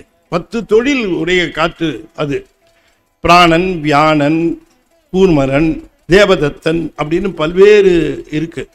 அப்படி அந்த காற்று ஒவ்வொன்றுக்கும் ஒரு வேலை. இந்த உடம்புல இந்த கண்ணு சிமிட்டுறமே அதுக்கு ரெஸ்பான்சிபிள் ஒரு காத்து, கொட்டாய் விடுறோம் அதுக்கு ஒரு ரெஸ்பான்சிபிள் ஒரு காத்து, ஒவ்வொன்றுக்கும் ஒரு அந்த தொழில் இருக்கு உள்ள போனா. அபானன் ஒன்று இருக்குது. அபானன்கிற காத்து அப்பு ஆனன், அது நீரை இடமாக கொண்டது. அதுதான் மலம் கழிக்கிறதுக்கும் ஜலம் கழிக்கிறதுக்கும் ரெஸ்பான்சிபிள் காத்து அபானன். அது அபானன்னு பேர். அப்பு ஆனன், அப்பை இடமாக கொண்டு, அப்படின்னா தண்ணியை இடமாக கொண்ட வாயு. பிராணன் உங்களுக்கு தெரியும், வியானன் உடம்பு முழுவதும் பரவி இருக்கக்கூடிய காற்று. இப்படி பல்வேறு விதமாக காற்றுகள் 10. அது போலவே மண்ணுன்னு சொன்னா மண்ணு எலும்பா இருக்குது, தசையா இருக்குது. இந்த மாதிரியாக மண்ணு தான் தாத்வீகமா மாறுது. அதுபோல நெருப்பு, இப்படி பஞ்சபூதங்களும் 60 தாத்வீகங்களாகின்றன. இந்த உடம்பு என்பது தூல உடம்பு தாத்வீகங்களால் ஆனது. உள்ளே இருக்கக்கூடிய சூட்சும உடம்பு அது மனம், புத்தி, அகங்காரம், அதோடு சேர்த்து தன்மாத்திரைகள். இந்த தன்மாத்திரைகள் என்பது ஓசை, தொடு உணர்வு, ஸ்பரிசம் என்று சொல்லக்கூடியது, ஒளி, அதுக்கு பிறகு நாற்றம், சுவை என்று சொல்லக்கூடிய 5 அங்கே உள்ளே இருக்குது. ஆகையினால இதை என்ன சொல்லுகிறார் என்று சொன்னால், ஒரு பதும் 2 பத்தும் எவ்வளோ ஆச்சு? 30. 60 30 60 எவ்வளோ ஆச்சு? 90. உடன் 6 எவ்வளோ? 96. அதான் 36 60 96 தத்துவ தாத்வீகங்களால் நிறைந்த உடம்பு. இப்படி 96 தத்துவங்களாலும் தாத்வீகங்களாலும் நிறைந்த இந்த உடம்பை 2 பதம் உளநாடி, இந்த உடம்பு எதுக்கு கொடுத்துருக்கிறான் அப்படின்னு சொன்னால், இந்த உடம்பை கொடுத்ததற்குரிய காரணத்தை உணர்ந்து கொண்டால்தான் உடம்பை பெற்றதற்குரிய பயன் கிட்டும். இந்த உடம்பினாலே நாம் ஈட்டுகிற பொருள்கள் எதையும் நாம் கொண்டு போக முடியாது. அதெல்லாம் இங்கே தான் விட்டுட்டு போயாகணும். அப்போ வேறு எதை எடுத்துகிட்டு போக முடியும்? இந்த உடம்பை விட்டு போனால் உயிர் எடுத்து போவது எது? அந்த உயிரானது ஈட்டுவதற்கு உரிய கருவி தான் இந்த இது. அப்போ இந்த உடம்பை கொண்டு எதை ஈட்ட வேண்டும், எதை எடுத்து போக முடியுமோ அதை ஈட்ட வேண்டும். ஆயுள் முழுக்க ஈட்டி வச்சது விட்டுட்டு தானே போகுது, எடுத்துகிட்டு போக முடியாது. அப்போ எடுத்துகிட்டு போகிறதுக்கே என்ன செய்யணும்? அது எடுத்துகிட்டு போகிறது என்னன்னு கேட்டால், 2 பதம் உளம் நாடி, 2 திருவடிகளிலேயே கவனத்தை செலுத்தி உருகிட முழு மதி தழலென, அப்படி அந்த 2 பதங்கள் முருகனுடைய 2 திருவடிகளிலே கவனத்தை வைத்து உணர்வை வைத்து கண்ணீர் பெருக்கி, பெருமானே இந்த பூமியிலே எனக்கு பிறப்பை தந்தாய், இந்த உடலை தந்தாய், இந்த தலையை தந்தாய், வணங்க தலை வைத்து வார்களல்வாய் வாழ்த்த வைத்து இணங்கத்தன் சீரடியார் கூட்டமும் வைத்து என்று இந்த உடம்பு தந்ததனுடைய பயன் உன்னை வணங்குவதற்கே என்று உணர்ந்தேன் என்று அதனை அர்ப்பணிக்க வேண்டும். அப்படி அர்ப்பணித்து திருமகள் மருவிய திரள்புய அருமுக தரிசனை பெற அருள் புரிவாயே. இவ்வாறு நாம் வணங்கி கொண்டிருக்கிற பொழுது ஆறுமுகனுடைய தரிசனம் நமக்கு கிட்டும். பிடியோடு களிர்கள் நடையிட கலை திரள் பிணை அமர் திருமலை பெருமாளே. கலைங்கிறதும் பிணைங்கிறதும் மான்கள். கலைமான், பிணைமான், அதனுடைய பெண்மான், ஆண்மான். அந்த மான்களும் பிடியோடு களிர்கள், பிடிங்கிறது பெண் யானை, களிருங்கிறது ஆண் யானை. இப்படி எல்லாம் ஜோடி ஜோடியாக சுற்றுதான் அந்த திருமலையில். கலைதிரள் பிணை அமர் திருமலை பெருமாளே என்று அதனை நிறைவு செய்கின்றார். யாமோதிய கல்வியும் எம் அறிவும் தாமே பெற வேலவர் தந்ததனால் பூமேல் மயல் போய் அறம்மை புணர்வீர் நாமேல் நடவீர் நடவீர் இனியே. நம்முடைய ஞானமெல்லாம் இறைவன் தந்த ஞானம். நமக்கு எவ்வளவு தெரிகிறதோ அந்த தெரிந்த அளவிற்கு அவன் அறிவுறுத்தியிருக்கான்னு அர்த்தம். நமக்கு தெரிந்ததுதான் முடிவு என்று நினைத்து விடக்கூடாது. தெரிந்த வரைக்கும் தான் அவன் கொடுத்துருக்கான். அதுக்கப்புறம் நம்ம அந்த இடத்துல ஒரு செவர் இருந்தால் அதோட முடிஞ்சு போச்சுன்னு நினைப்போம். எப்போ அந்த செவத்தை நகர்த்துவான்னு தெரியாது, அல்ல எடுப்பான்னு தெரியாது. அதுக்கப்புறம் பார்த்தா இன்னொரு உலகம் தெரியும். அதனால் நம்முடைய அறிவு என்று சொல்லக்கூடிய ஒன்று அது முழுமை எக்காலத்திலும் பெறாது. ஏனென்றால் அது சார்ந்ததன் வண்ணமாக இருப்பது. அறிவித்தால் அறிவது, ஏகதேசமாக அறிவது என்று 3 குற்றங்கள் உடையது நம்முடைய அறிவு. நம்முடைய அறிவு ஒன்றை அறிகிற பொழுது இன்னொன்றை அறியாது, ஒன்றை தெரிந்து கொள்ளுகிற பொழுது இன்னொன்றை தெரிந்து கொள்ளாது. ஒரு சேர அறிவது என்பது பரத்திற்கே இருக்கக்கூடிய அறிவு. இப்போ ஒருவர் என்னிடம் நிற்கிறார் என்று சொன்னால் அவர் என்ன சொல்லுகிறார் என்பதை வைத்துத்தான் அவர் எதற்காக வந்திருக்காருன்னு எனக்கு தெரியும். இருவர் நிற்கிறார்கள் என்று சொன்னால் இருவரும் எதற்காக நிற்கிறார்கள் என்று தெரியாது. இருவரும் அவர்கள் எதற்காக நிற்கிறார்கள் என்று சொன்னால் தானே தெரியும். ஆனால் ஒரு சன்னதியிலே 100 பக்தர்கள் நின்று கொண்டிருந்தாலும் சிவபெருமானுக்கு 100 பேரும் ஒவ்வொருவரும் அவர்கள் என்ன நினைக்கிறார்கள் என்று சொல்லாமலேயே அவர்களுடைய உள்ளத்தில் இருப்பதை அறிகின்றவன் சிவபெருமான். அது ஒரு சேர அறிதல், ஒன்னொன்னா அறியறதில்லை. யாரும் சொல்ல வேண்டிய அவசியம் இல்லை அவருக்கு. நாமே போய் நின்று சொல்லுகிறோம், சாமி எனக்கு இந்த கஷ்டம் அந்த கஷ்டம். அது நம்ம மிகையாக சொல்லுகிறோம், நம்மால் ஆற்ற முடியாமையினாலே அப்படி வெளிப்படுத்துகிறோமே தவிர நமக்கு என்ன குறை என்பது நாம் சொல்லாமலேயே அவனுக்கு இன்னும் நல்லாவே தெரியும். ஆனாலும் கூட உன் கையில் பிள்ளை உனக்கே அடைக்கலம் அப்படிங்கிறது, அது ஒரு தாய்கிட்ட போய் இந்த பிள்ளைய பத்திரமா பார்த்துக்க, இந்த குழந்தைய பத்திரமா பார்த்துக்கன்னு தாய்கிட்ட சொல்லணுமா என்ன?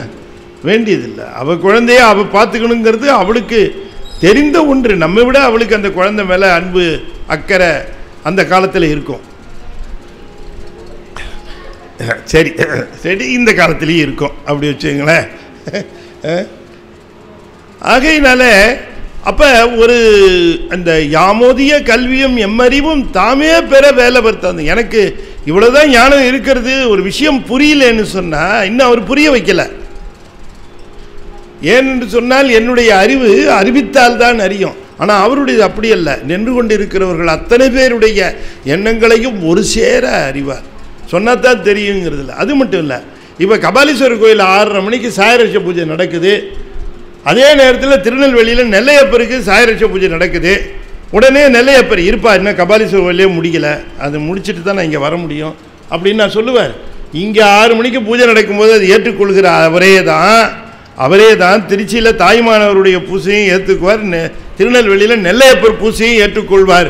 ஒரே நேரத்தில் எல்லா பூசைகளையும் ஏற்றுக்கொள்ளக்கூடிய ஆம்னி பிரசன்ட் என்று சொல்லக்கூடிய எல்லா இடத்திலையும் இருக்கக்கூடிய தன்மை சிவபெருமான் ஒருவனுக்கு தானே உண்டு. சொல்லுங்க, சிவகுமார் ஐசிஎஃப்ல இருக்கிறாருன்னா சைதாப்பேட்டையில் எப்படி இருப்பாரு? சான்ஸ் இல்லை. உங்களை அங்கே பார்த்தனே அப்படின்னு சொன்னால் எப்போ பார்த்தீங்க? காலையில் பார்த்துருப்பீங்க, சாயந்தரம் இங்கே ஐசிஎஃப்ல இருந்தேன் அப்படின்னு சொல்லணும் இல்லைங்களா? ஆனால் அப்படி சொல்ல முடியாது சிவபெருமான. அவருடைய அந்த 8 குணங்களில் எல்லா இடங்களிலும் ஒரு சேர இருந்து அப்படிப்பட்ட பெருமான் அறிவித்தால் தான் நாம் அறிவோம். அறிவிக்காமல் நாம் அறிகின்றவர். நம்முடைய அறிவு உண்டு நமக்கு, ஆனால் அறிவித்தால் தான் அறிவோம். அதனால் நல்ல கவனமாக கேட்கணும். எப்படி அறிவிக்கிறாரோ அப்படித்தான் அறிவோம். எப்படி அறிவிக்கிறாரோ அப்படித்தான். எனக்கு அறிவிக்கிற மாதிரியே பக்கத்தில் இருக்கிறவனுக்கு அறிவிக்க மாட்டார். எனக்கு அறிவிக்கிற மாதிரி இன்னொருத்தனுக்கு அறிவிக்க மாட்டார். ஆமாம், ஏன் அப்படின்னு கேட்டால் ஒரே காட்சி, அந்த ஒரு காட்சியில் ஒருத்தனுக்கு துன்பம் வரணும், ஒருத்தனுக்கு இன்பம் வரணும். அப்போ இன்பம் வருவனுக்கு அந்த மாதிரி அறிவிப்பார், துன்பம் வரவனுக்கு அந்த மாதிரி அறிவிப்பார். ஏன்னா அவன் வேணா அப்படி, இவன் வேணா இப்படி, வினைக்கு தக்கவாறு தான் இன்ப துன்பம். தனியாலாம் அனுபவிக்க முடியாது. ஒரே சீன் தான், ஒரே உலகத்தான், ஒரே சூரியன் தான், ஒரே பூமி தான். அது பொது, ஆனால் உணர்வுகள் வேறுபடும். ஒரே நிகழ்வு நடக்கும். ஒரு ஃபங்க்ஷன்னே வச்சுங்க, அந்த நிகழ்வில் மகிழ்ச்சி அடைகிறவர்களும் இருப்பார்கள், துன்பம் அடைகிறவர்களும் இருப்பார்கள். அதில் சில பேருக்கு கொஞ்சம் வைத்தறிச்சலாக இருக்கும். இன்னும் இவ்வளோ பண்ணுறானே, எப்படித்தான் பண்ணுறான்னு. நல்லா இருக்கு சார் ஃபங்க்ஷன், அருமையாக பண்ணுறீங்க சார்னு சொல்லுவான். எப்படித்தான் பண்ணுறானோ தெரியலையே அப்படிம்பா இல்லையா அவனுக்கு. அப்போ ஒரே நிகழ்வு. ஏன் இவனுக்கு? இவனுடைய வேணை. அப்போ இவனுக்கு அந்த தீவினை இருந்ததுன்னா ஒரு நல்லவர் வந்து நிற்பார், இவனையா போய் நம்புறேன்னு கேட்பான். ஏன்னா அவனை நல்லவனு உணர விடாது தீவினை. ஏன்னா நல்லவனு உணர்ந்தா அவனை சார்ந்து நன்மை வந்துருமே. தீயவனுக்கு அவனை நல்லவனை போல காட்டி, தீயவனை நல்லவன் போல காட்டி போய் சேர்ந்து எல்லா துன்பங்களும் பெற வேண்டும் என்ற தீவினை இருக்குமானால் அப்பா அம்மா சொல்றதெல்லாம் காதிலே விழாது. அப்பா அம்மாலாம் எதிரி மாதிரி தெரிவாங்க.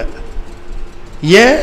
அப்படித்தான் அது உணர்த்தப்படுது. எனவே நான் இன்னைக்கு உங்களுக்கு இவ்வளவு திருப்புகழ், இவ்வளவு கந்தர் அனுபூதி, கந்தர் அலங்காரம்லாம் உங்களுக்கு நான் சொல்கிறேன்னா, யாமோதிய கல்வியும் அறிவும் தாமே பெற வேலவர் தந்தது அப்படின்ட்டார்.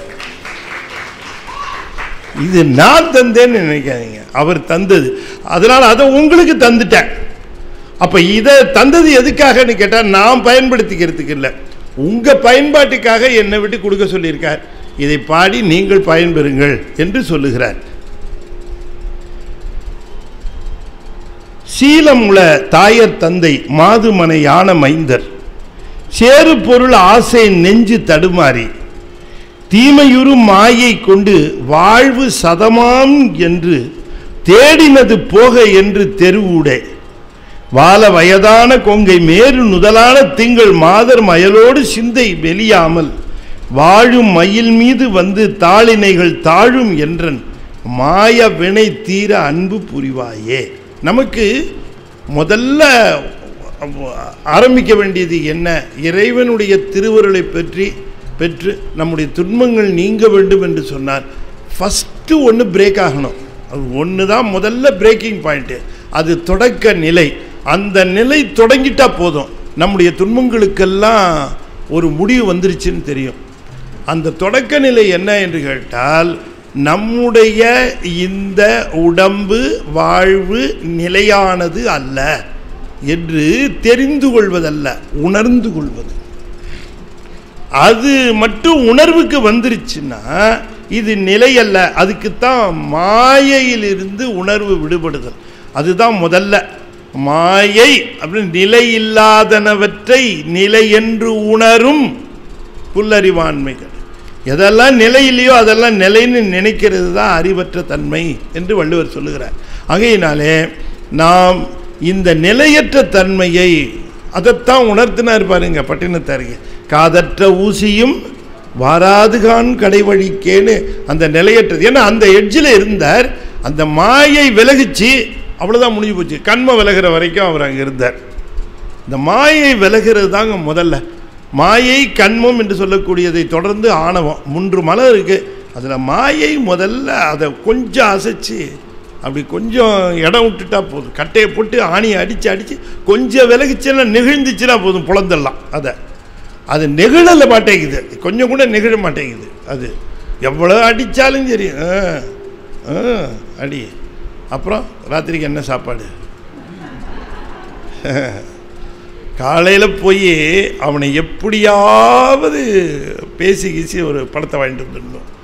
இப்படியாகத்தான் திரும்ப திரும்ப யோசனை போகிறதே தவிர, நிலையற்ற வாழ்வை நிலையற்றது என்று உணர்ந்து நிலையான பொருளை பற்ற வேண்டும் என்று நான் எண்ணவில்லையே. மாய வினை தீர அன்பு புரிவாயே என்று கேட்கிறார். ஆனமொழியே பகிர்ந்து, யாருக்கு?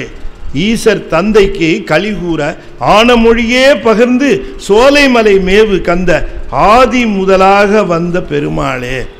ஆதி முதலாக, ஆதி முதல்னா பரவெளியிலிருந்து அந்த சொரூப நிலையிலிருந்து தடத்த நிலைக்கு வந்த பெருமானே. நீ இப்போ 6 முகமும் 12 கரங்களும் கொண்டிருந்தால் அது உன்னுடைய இயல்பு அல்ல. அது எங்களுக்காக நீ எடுத்து வந்திருக்கிற கோலம்.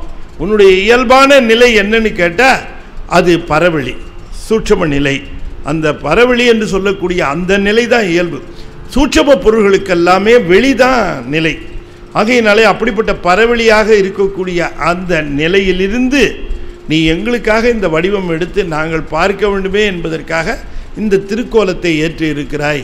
உன்னுடைய இயல்பு நிலை எது என்று எங்களுக்கு நீ உணர்த்த வேண்டும் என்று கேட்கிறார். தூசாமணியும் துகிரும் புனைவாள் நேசா முருகா எனது அன்பருளால் ஆசா நிகழும் துவளாயின பின் பேசா அனுபூதி பிறந்ததுவே. இது 43வது பாட்டு. பாம்பன் சுவாமிகள் அத்தியாசிரம சுத்தாத்வைத வைதீக சைவ சித்தாந்த ஞானபான பாம்பன் சுவாமிகள் கந்தர் அனுபூதியில் இதுதான் கடைசி பாட்டு, இதுக்கப்புறம் பாட்டு இல்லை அப்படின்ட்டாங்க. அதுக்கப்புறம் இருக்கிற பாட்டு பின்னால் யாரோ சேர்த்துட்டாங்க. பேசா அனுபூதி பிறந்ததுவேன்றதுக்கப்புறம் அவர் திரும்ப பேசிட்டு பாடிட்டு இருந்திருப்பாரா? பேசா அனுபூதி பிறந்ததுவேன் 43ஓட அந்த பாடலோடு தான் அது நிறைவு என்று அவருடைய கருத்தை தெரிவித்திருக்கிறார். இருந்தாலும் 51 பாட்டு வரைக்கும் போயிருக்கு. நம்ம ரொம்ப சந்தோஷப்படணும், 51வது நின்றுச்சே அப்படின்ட்டு. நான் ஏன்னா அதுக்கப்புறம் ரொம்ப ஆசையாக பாட்டை சேர்த்து விட்டுறாங்க அதுக்கப்புறம். அதனால் அவர் இப்போ அருவாய் கருவாய் உயிராய் கதியாய் விதியாய் குருவாய் வருவாய் அருள்வாய் குகனேங்கிறது அருணகிரிநாதர் வாக்கா அப்படின்னு கேட்குறாரு அது அவரை. அதனால் அப்படிலாம் பாட மாட்டார் அவர். அந்த மாதிரி ஸ்லாங்கு, அந்த மாதிரி ஸ்டைலு அதெல்லாம் வராது. அவருடைய ஸ்டைலே வேறு, அருணகிரிநாதருடைய ஸ்டைல் வேறு அப்படின்னு ஏதோ அவர் கொடுத்துருக்காரு ஆர்குமெண்ட். சரி, அது ஒரு பக்கம் இருக்கட்டும். நல்ல வேளையாக நம்ம 43வது பாட்டை தான் பார்க்குறோம். ஏன்னா இது அவர் பாடின பாட்டு தான், அதில் ஒன்றும் சந்தேகம் இல்லை. அதனால தான் அந்த பாட்டோட அதை நான் குறிப்பிட்டேன். சரி, தூசாமணியும் துகிலும் புனைவாள் நேசா முருகா வள்ளியம்மாவனுடைய நேசா முருகா எனது அன்பருளால் அப்படிங்கிறது நினது அருளால்னு சொல்லியிருக்கணும், அன்பு அருளால்னாரு. அது என்னன்னா, அன்பு என்னது, அருள் ஒண்ணுது. அன்பை கொடுத்ததுனாலே வந்த அருள் அது, அதனால அன்பு அருள்னாரு. அதை அன்பு அருள் என்று சொன்னால் நினது அருளால், எனது அன்பால் விளைந்த நினது அருளால். ஒண்ணுமே கொடுக்காம எப்படி அங்கே இருந்து வரும்? நம்ம கொடுக்க வேண்டியது அன்பு, அவர் கொடுக்கறது அருள். அப்படி என்னுடைய அன்பினாலே அருள் விளைந்தது. அதனால என்ன ஆச்சுன்னார், ஆசா நிகழம் துகளாயினர். நிகழம்னா சங்கிலின்னு அர்த்தம். அப்போ நமக்கு இருக்கிற ஆசைகள்லாம் எப்படின்னா சங்கிலி மாதிரி அப்படியே கோத்து கோத்து கோத்து கோத்து இருக்கும். ஒரு ஆசை ஒன்னோட நிற்காது, அந்த ஆசைக்கு இன்னொரு ஆசை சங்கிலி இருக்கும், அதுக்கு இன்னொரு லிங்க் இருக்கும், அதுக்கு இன்னொரு லிங்க் இருக்கும். இப்படியே லிங்க் பண்ணி லிங்க் பண்ணி லிங்க் பண்ணி பெரிய லிங்காக இருக்கும். தட்டுனா சேனலில் அந்த லிங்கை என்னென்னவோ வரும். என்ன வச்சுங்களேன், அது ஆசா நிகழம்னார். ஒன்றொன்னா அறுத்துக்கிட்டு இருக்க முடியாது. துகளாயினார், பாம்பு வச்சு வெடித்த மாதிரி அதை துகளாயிடுச்சு அப்படின்ட்டார். எப்படி? உன்னுடைய அருளால். உன்னுடைய அருளால் ஆசா நிகழம் துகளாயின பேசா அனுபூதி பிறந்த. சும்மா இரு சொல்லற அப்படின்னு சொன்ன அந்த உபதேசத்தை வெறித்து பேசுகிற.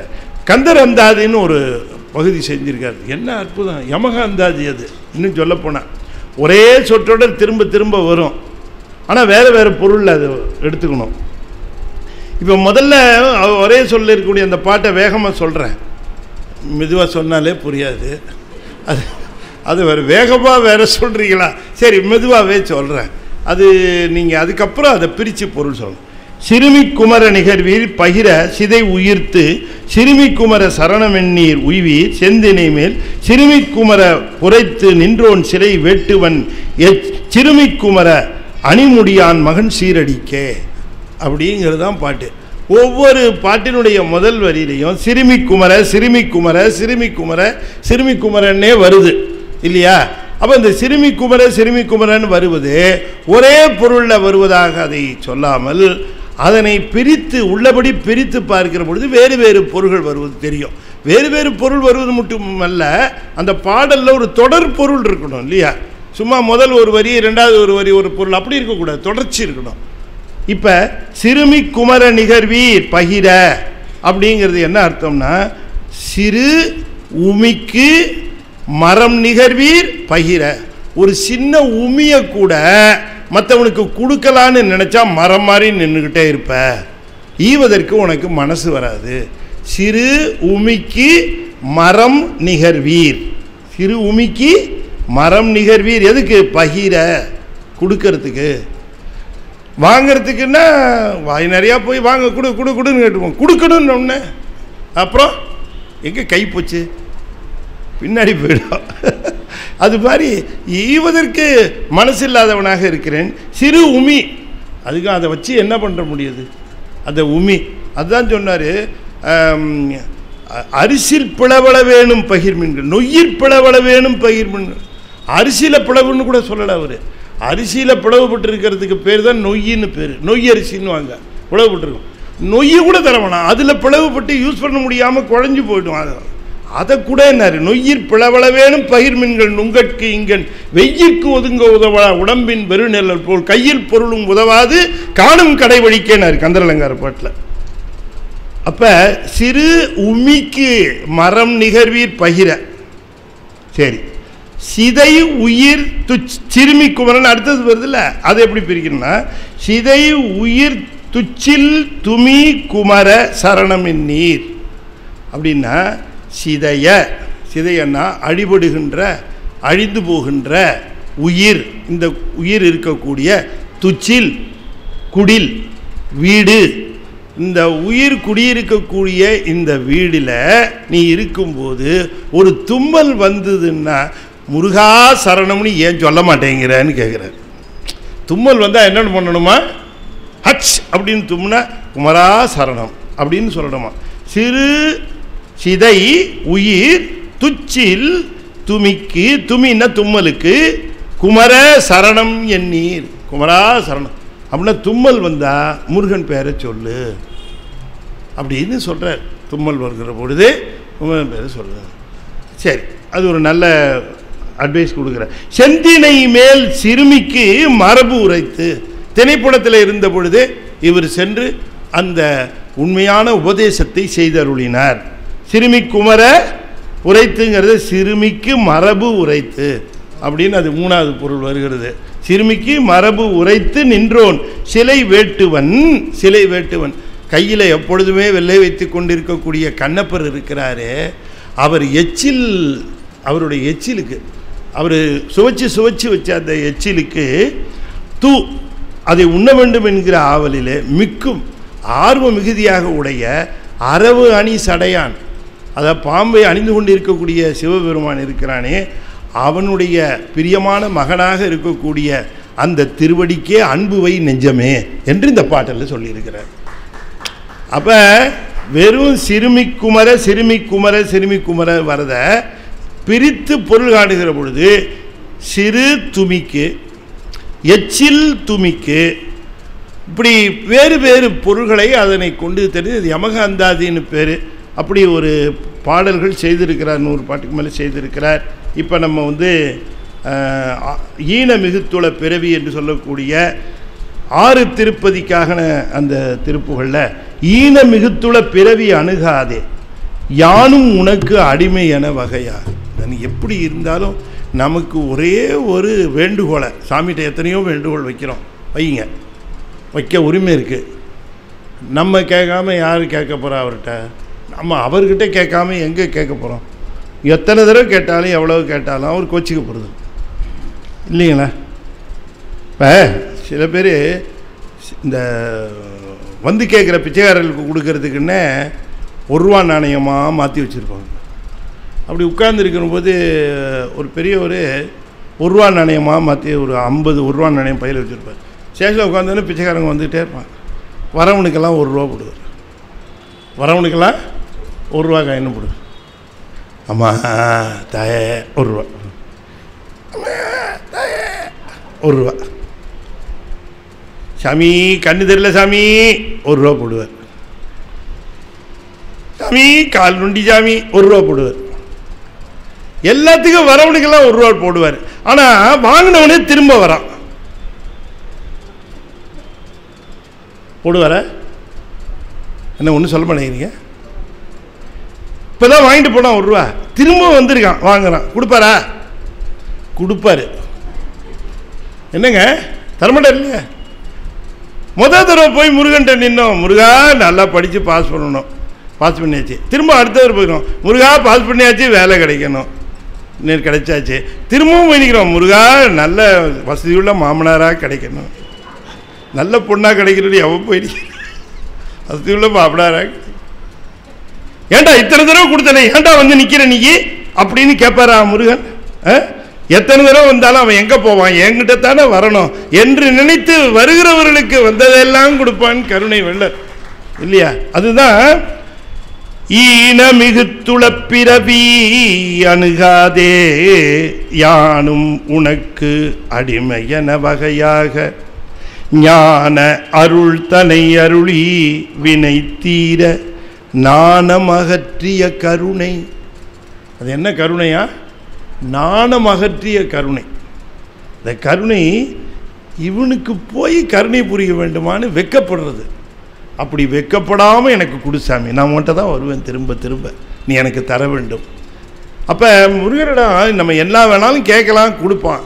ஆனால் எல்லாத்துக்கும் நடுவில் உன்னை கேட்டுடுங்க, சாமி திரும்பவும் என்னை இங்கே பிறக்க வச்சிடாது சாமி அப்படின்னு கேட்கணும். அப்படி பிறக்க வைக்காமல் இருக்கிறானோ இல்லையோ அது நம்ம கணக்கு வழக்க பார்த்து அவன் எடுக்கிற முடிவு. என்ன வேணும்னு கேட்டவுடனே காரைக்காலம் என்ன கேட்குறாங்க நீங்கள் சொல்லி பாருங்க. இரவாத இன்ப அன்பு வேண்டிப்பின் வேண்டுகின்றார் பிறவாமை வேண்டும். அதுதான் முதல்ல கேட்குறேன், பிறவாமை வேண்டும்.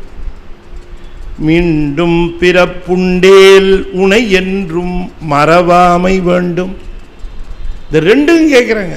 நம்ம 1000 கேட்கலாம், அதுக்கு உரிமை இருக்குது. ஆனால் அப்பப்போ சாமி இதை கூட அதை கொடு, அதோட இன்னொன்றும் கொடு சாமி, திரும்ப இங்கே வந்து பிறந்துடக்கூடாது சாமி, அது ஒன்று விண்ணப்பமாக வைக்கிறேன் சாமி என்று அந்த விண்ணப்பத்தை வைக்க வேண்டும். ஏன்னா திரும்ப வருகிற பொழுது என்ன பிறப்பு வரும், எந்த சூழ்நிலையில் வரும், எங்கே பிறப்போம், என்னவா பிறப்போம், அதையெல்லாம் நினைச்சா இன்னும் ஒரு தாய் வயிற்றில் அடைப்பனையோ அப்படின்னு கதறுகிறார். பெரிய அருளாளர்கள்லாம் நடுங்குறாங்க அந்த பிறப்பை நினைச்சா. ஆகையினாலே அதை கேட்கிறார். ஈன மிகுத்துள பிறவி, இந்த பிறவி என்ன சொல்ற, ஈன மிகுத்துள பிறவி அணுகாதே என்று அந்த விண்ணப்பம், அற்புதமான விண்ணப்பம். இந்த திருப்புகழை நாம் தினம் முருகனுக்கு முன்பாக நின்று சொல்ல வேண்டும் என்று சொல்லி, இப்பொழுது வேல் வகுப்பு நம்முடைய வள்ளிமலை சச்சிதானந்த சுவாமிகள் வேல்மாறல் வகுப்புன்னு அதை அவர்கள் ரொம்ப அற்புதமாக பாடினார்கள். அந்த திருத்தணியில் உதித்தருளும் ஒருத்தன் மலை விருத்தன் எனது உளத்தில் ஒரு கருத்தன்மையில் நடத்து குகன் வேலே என்பதை ஒவ்வொரு கண்ணிக்கும் கொண்டு போய் கூட்டுவது. பருத்தமலை சிறுத்தையிடை வெளுத்தனகை கருத்த குடல் சிவத்தை இதழ் மரச்சிறுமி விழிக்கு நிகராகும் பனைக்கை முக படக்கரட மதத்தவள கஜக்கடவுள் பதத்திடு நிகழத்து முளை தெரிக்க வரமாகும். அந்த வேல் அப்படிங்கிறதுனுடைய சிறப்பை இந்த 16 கன்னிகளில் 15 கன்னியில் சிறப்பை சொல்லிவிட்டு 16வதாக திருத்தணியில் இருக்கக்கூடிய முருகப்பெருமானுடைய திருக்கரத்தில் இருக்கக்கூடிய வேல் அது எப்படி என்று சொன்னால், எங்கள் வள்ளியம்மா கண்ணை போன்றது. வள்ளியம்மா கண்ணை போன்றது. பருத்த முலை சிறுத்த இடை வெளுத்த நகை கருத்த குடல் சிவத்த இதழ் மரச்சிறுமி விழிக்கு நிகராகும். ஏன்னா விழி எப்படின்னு கேட்டிங்கன்னா, அந்த விழி அருள் செய்யும் அடியவர்க்கு பகைவரை துவம்சம் செய்யும். அதுதான் நம்ம கோயிலுக்கு போனால் சாமிக்கு நேராக நிற்கக்கூடாது. நேராக நிற்கக்கூடாதுங்கிறதுக்கு தான் வாகனம், கொடிமரம், பலிபீடம் இது எல்லாத்தையும் நேராக வச்சுருக்காங்க. ஏன்னா நம்ம பக்கத்தில் நிற்கணும். நமக்கு வேணுங்கிறது கடைக்கன் தான். தனம் தரும், கல்வி தரும், ஒரு நாளும் தளர்வரியா மனம் தரும், தெய்வ வடிவம் தரும், நெஞ்சில் வஞ்சமில்லா இனம் தரும், நல்லன எல்லாம் தரும், அன்பர் என்பவர்க்கே கணம் தரும் பூங்குழலாள் அபிராமி கடைக்கண்கள். கடைக்கண்கள் அப்படி அந்த ஓரமாக தான், அதுக்கு தான் அப்படி போட்டு வச்சுருக்கிறாங்க. அப்படி ஓரமாக நின்று பார்க்கணும். நேர் நிற்கிறது பகைவர். பகைவர்களே நேராக நின்று இந்த விழி அப்படி பகைவரை கொல்லும், அடியவரை காக்கும். வேலும் அப்படி தான், பகைவரை கொல்லும், அடியவர்களை ரட்சிக்கும். அதனால் வள்ளியம்மா கண்ணுக்கு சமானம் வேல் என்று கூறுகிறார். அதே போலவே பல அதனுடைய சிறப்புகளை சொல்லி கொண்டு வருகிற பொழுது ரொம்ப அருமையாக ஒரு சொன்னார். வேலுக்கு ரொம்ப முக்கியமான ஒரு அருள் தன்மை இருக்குது. என்னன்னு கேட்டால், யாரெல்லாம் திருப்புகழ் பாடுகிறார்களோ அவர்களுக்கு பக்கத்தில் நின்றுடுமா. அவங்க பக்கத்தில் நின்றுக்குமா திருப்புகழ் பாடுறவங்க பக்கத்தில். ஏன்னா வேல்னா நீங்கள் அதை ஜட வஸ்துன்னு நினச்சிடக்கூடாது. அது ஞானம், அறிவுள்ள வஸ்து, அது அறிவுடையது. நீங்கள் கந்தபுராணத்தில் பார்த்தா வீரபாகுதேவர் வேலோட பேசுவார், வேலும் பேசும். ஞானம் என்று சொல்லக்கூடிய தன்மை உடையது அது. அதனால் அந்த வேல் என்ன பண்ணுமா, திருப்புகழ் கேட்கறதுக்காக வந்துருமா பக்கத்தில், திருப்புகழ் பாடுறவங்க பக்கத்தில். சொலற்கரிய திருப்புகழ்னாரு. சொல்கிறதுக்கு ரொம்ப அரிதானது. நீ ஏன் சொன்னார் சார்? புத்தகத்தில் இருக்க பார்த்து படிச்சுட்டு போடுறேன். என்ன சொல்லற்கரி? உனக்கு பிராப்தம் இருந்து பேர் இருந்தால் தான் நீ அந்த திருப்புகழை பாட முடியுமே தவிர, கேட்க முடியுமே தவிர, நானாக பாடுறேன் நானாக கேட்குறேன்னா நத்திங் டூயிங், அது வேலைக்கு ஆகிறதே கிடையாது. நீ திருப்புகழ் பாடுறேன்னா சுவாமி உன்னை பர்மிட் பண்ணியிருக்காரு, உனக்கு அந்த வாய்ப்பை கொடுத்துருக்காருன்னு அர்த்தம் இல்லையா? பெரும் பாக்கியம். எத்தனை திருப்புகழ், நம்முடைய திருப்பரங்குன்ற திருப்புகழ், நம்முடைய திருச்செந்தூர் திருப்புகழ் முழுமையாக பாடி வைத்திருக்கிறார் நம்முடைய சிவா அவர்கள், டாக்டர் சிவா அவர்கள். ரொம்ப அற்புதமாக அதை அவர்களுடைய விண்ணப்பம் அடியேன் கவனித்து கொண்டிருக்கிறேன். அவங்க அந்த முற்றோதலாக இதை செய்ய வேண்டும் என்று சொல்லியிருக்கிறார்கள். அதற்கு வாய்ப்பு இருக்குமானால் முற்றோதலாக திருப்புகழ் முழுமையாக எல்லா திருப்புகழ்களையும் அவர்கள் பாட, அடியேன் முடிந்த திருப்புகழுக்கெல்லாம் விளக்கம் சொல்லுவது என திருப்புகழ் முற்றோதல் என்று சொல்லக்கூடிய மிகப்பெரிய ஒரு ஞான வேள்வி நிகழ்வதற்கு முருகன் திருவருள் விரைவில் கூட்டும். அதனால் அப்படி ஒரு வாய்ப்பு. ஆகையினால என்ன சொல்லுகிறார்? சொலற்கரிய திருப்புகழை உரைத்தவரை அடுத்த பகை அறுத்தெறிய. அப்போ நமக்கு பகை இருக்கிறதுன்னு செஞ்சால் திருப்புகழை ஓதிக்கொண்டே இருக்க வேண்டும். வேல் பக்கத்தில் நிற்கும். நமக்கு யாராவது தொந்தரவோ துயரமோ துன்பமோ செய்ய வேண்டும் என்று வந்தால் அவர்களை அறுத்து எறியும்னார். சொலற்கரிய திருப்புகழை உரைத்தவரை அடுத்த பகை அறுத்தெறிய உருக்கி எழும் அறத்தை நிலை காணும் என்று அதனுடைய சிறப்பை சொல்லுகிறார். இன்னும் எல்லாம் ஒவ்வொன்றும் சொல்லணும். இன்னொன்று சொல்லுகிறார். இந்த வேல் வள்ளியம்மா கண்ணுக்கு சமானம் சொன்னார்ல, இன்னொன்று சொல்லுகிறார், இந்த வேலு யமன் வந்தான்னா அவனை அஞ்சுமாறு செய்து விரட்டிடும். அதனால் அது எதுக்கு சமானம்னா சிவபெருமானுடைய திருவடிக்கு சமானம்னார். தரிக்கினவன் முறுக்கவரின் எருக்குமதி தரித்த முடி படைத்த விரல் படைத்த இறை கழற்கு நிகராகும். சிவபெருமானுடைய திருவடிக்கு சமானம் இந்த வேல் என்றார். இன்னும் ஒரு விஷயம் சொல்லுகிறார், தனித்து வழி நடக்கும். தனித்து வழி நடக்கிற பொழுது நாம் திருப்புகழை ஓதிக்கொண்டே வர வேண்டும். இந்த பக்கம் ஒரு வேல், இந்த பக்கம் ஒரு வேல், முன்னால் ஒரு வேல், பின்னால் ஒரு வேல் கூடவே வருமா நம்ம கூடவே. தனித்து வழி நடக்கும் எனது இடத்தும் வலத்தும் இருபுறத்தும், முன்னியும் பின்னியும், எனது இடத்தும் வலத்தும் இருபுறத்தும் அருக அடுத்திரவு பகற்துணையா. சார் அப்போ ராத்திரி மட்டும்தான் துணையாக வருமா? பகலில் பகல் துணையதாகும். இரவு பகல் எக்காலத்திலும் துணையாக விளங்கும். திருப்புகழை உரைக்கின்றவர்களுக்கு வேலே துணையாக விளங்குகிறது என்கிற செய்தியை மிக அற்புதமாக இந்த வேலுகுப்பை தினந்தோறும் ஓத வேண்டும், மனனமாக தெரிய வேண்டும். எங்கு சென்றாலும் வேல்வகுப்பை சொன்னவர்களுக்கு பகை இருக்காது, துன்பம் இருக்காது. பயணம் செல்லுகிற பொழுதும் எப்படி வேயிரு தோழிபங்கன் சொல்லுகிறார்களோ அதுபோல வேல்வகுப்பை சொன்னால் அவர்கள் துன்பமெல்லாம் விலகும் என்று சொல்லியிருக்கிறார்கள். இனி நம்ம 5 நூல்களை பார்த்துட்டோம். திருப்புகழ் பார்த்தோம், கந்தர் அலங்காரம் பார்த்தோம், கந்தர் அனுபூதி பார்த்தோம், அதற்கு பிறகு கந்தர் அந்தாதி பார்த்தோம், அதோடு சேர்த்து வேலுகுப்பு என்கிற திருவகுப்பும் பார்த்தோம். உலகில் அனுதினம் வரும் அடியவர்கள் இடர் அகல உரிய பரகதி தெரியவே உரகமணி என உழலும் இருவினையும் முறைபடவும் இருள்கள் மிடி கெட அருளியே கலகமிடும் அலகை பேய் குரல் குலபூதங்கள் மிகு பணிகள் பாம்புகள் வலிமையோடு கடினமுற வரில். முருகனை வணங்குகின்ற அடியார்களுக்கு இவை துன்பம் செய்யுமானால் அந்த இடத்திலே சேவல் ஆனது வந்து அவற்றினுடைய கண்ணை பிடுங்கி அவற்றை கிழித்து எரியும். அந்த அளவுக்கு உக்கிரமானது முருகன் கையிலே இருக்கக்கூடிய அந்த சேவல். அந்த சேவலை கொண்டு தான் முருகப்பெருமான் வள்ளியம்மாவோடு வந்திருக்கிற பொழுது நம்பிராஜன் தன்னுடைய அத்தனை வேடுவர்களோடு வந்து தாக்குகிற பொழுது அந்த அம்மையார் சொல்லுகிறார்கள், எல்லாரும் இப்படி தாக்குகிறார்கள், பேசாமல் இருக்கீங்களே சாமி, அப்படி எல்லாம் உன்னுடைய உறவினர்களாக இருக்கிறார்களே அம்மா, நான் தாக்குனா நீ ஏதாவது வருத்தப்படுவியே இல்லையா? உறவினர்களை ஏதாவது, அதுவும் மனைவியுடைய உறவினர்களை கொஞ்சம் இதாக நடத்தினா மனைவி மனசு வருத்தப்படுவா இல்லையா? அதுக்காக இமேஜ் கெட்டு போயிடுமேனு முருகர் வந்து அப்படி கொஞ்சம் பொறுத்துக்கிட்டு இருந்தம்மா அப்படின்னா, இல்லை நீங்கள் அப்படிலாம் செய்யாதீங்க, சிங்கம் சண்டை போடாதுன்னு நினச்சா அது மேலே ஏறி சுண்டலியும் பண்ணியும் விளையாட ஆரம்பிக்கும். அதனால் நீங்கள் உங்களுடைய வீரத்தை காட்டணும். சீயம் அழுதொழில் புரியாது என்னில் சொல்கிறாரு. கந்தபுராணத்தில் சொன்ன டயலாக்கை தான் நான் சொல்கிறேன், நானா சொல்லலை. சீயம் அடுதொழில் புரியாது என்னில் கிட்டுமே மறையும் மானும் வேழமும் கேழலும்னார். கேழல்னா பண்ணி அது வந்து சேருமே, அதனால் நீங்கள் தாக்குங்கன்னார். உடனே என்ன பண்ணார் சாமி, அந்த பக்கத்தில் கொடி வச்சுருந்தார், அதில் சேவல் இருந்தது, அப்படி சேவலை பார்த்தார் அப்படின்னார். அவ்வளோதான், கொக்கரக்கோன்னுச்சு, அவ்வளோதான். அத்தனை பேரும் மாண்டு பொல்லற விழுந்தார். ஒரு கொக்கரக்கோவுக்க, ஆமாம் கொக்கரக்கோன்னு சொல்லிச்சா. அது என்ன அர்த்தம்? கொக்கு அரு கோ, இவ யார் தெரியுமா? கொக்கு என்றால் அந்த சூரன், மாமரம்னு பேர். கொக்குன்னா மாமரம்னு அர்த்தம். கொக்குன்னா மாமரம், மாமரமாய் நின்ற சூரனை அறுத்த அரசனே அப்படின்னு தான் கொக்கரக்கோன்னு கத்துது. நம்ம என்னவோ கொக்கரக்கோன்னு நினைக்கிறோம், அது ஒவ்வொரு நாளும் கொக்கரக்கோன்னு கத்தும் பொழுது மாமரமாய் வந்த சூரனை அறுத்த கோவே, இத்தனை பேரும் தூங்கிட்டு இருக்காங்க, எந்திரிக்கவே மாட்டேங்கிறான்களே சாமி அப்படின்ட்டு அது கொக்கரக்கோ அப்படின்னு கூவுகிறது. அந்த துவசம் என்றால் கொடின்னு அர்த்தம். சேவல் திரு துவசம், துவசம்னா அந்த கொடியில் இருக்கக்கூடிய சேவலானது கண்ணை பிடுங்கி உடல் தன்னை பிளந்து சிறகை கொட்டி நின்று ஆடுமாம் அப்படின்னு சிறகை அடிச்சுக்கிட்டு வந்து நிற்குமா அந்த சேவலானது.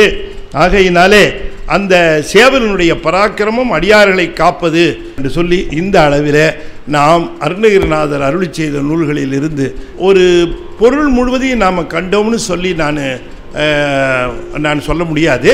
அதனுடைய சாராம்சமாக இருக்கக்கூடிய பொருளை உங்களுக்கு சொல்லி உங்கள் ஆர்வத்தை தூண்டி இருக்கிறேன். அதனால் நீங்கள் வீடு போனவுடனே இன்றைக்கி என்னென்ன பாட்டெல்லாம் சொன்னாங்க, அந்தந்த பாட்டுக்கு என்னென்ன அர்த்தம் அப்படிங்கிறத நீங்கள் வீட்டுக்கு போய் படிப்பீர்கள் என்று நான் நம்புகிறேன்.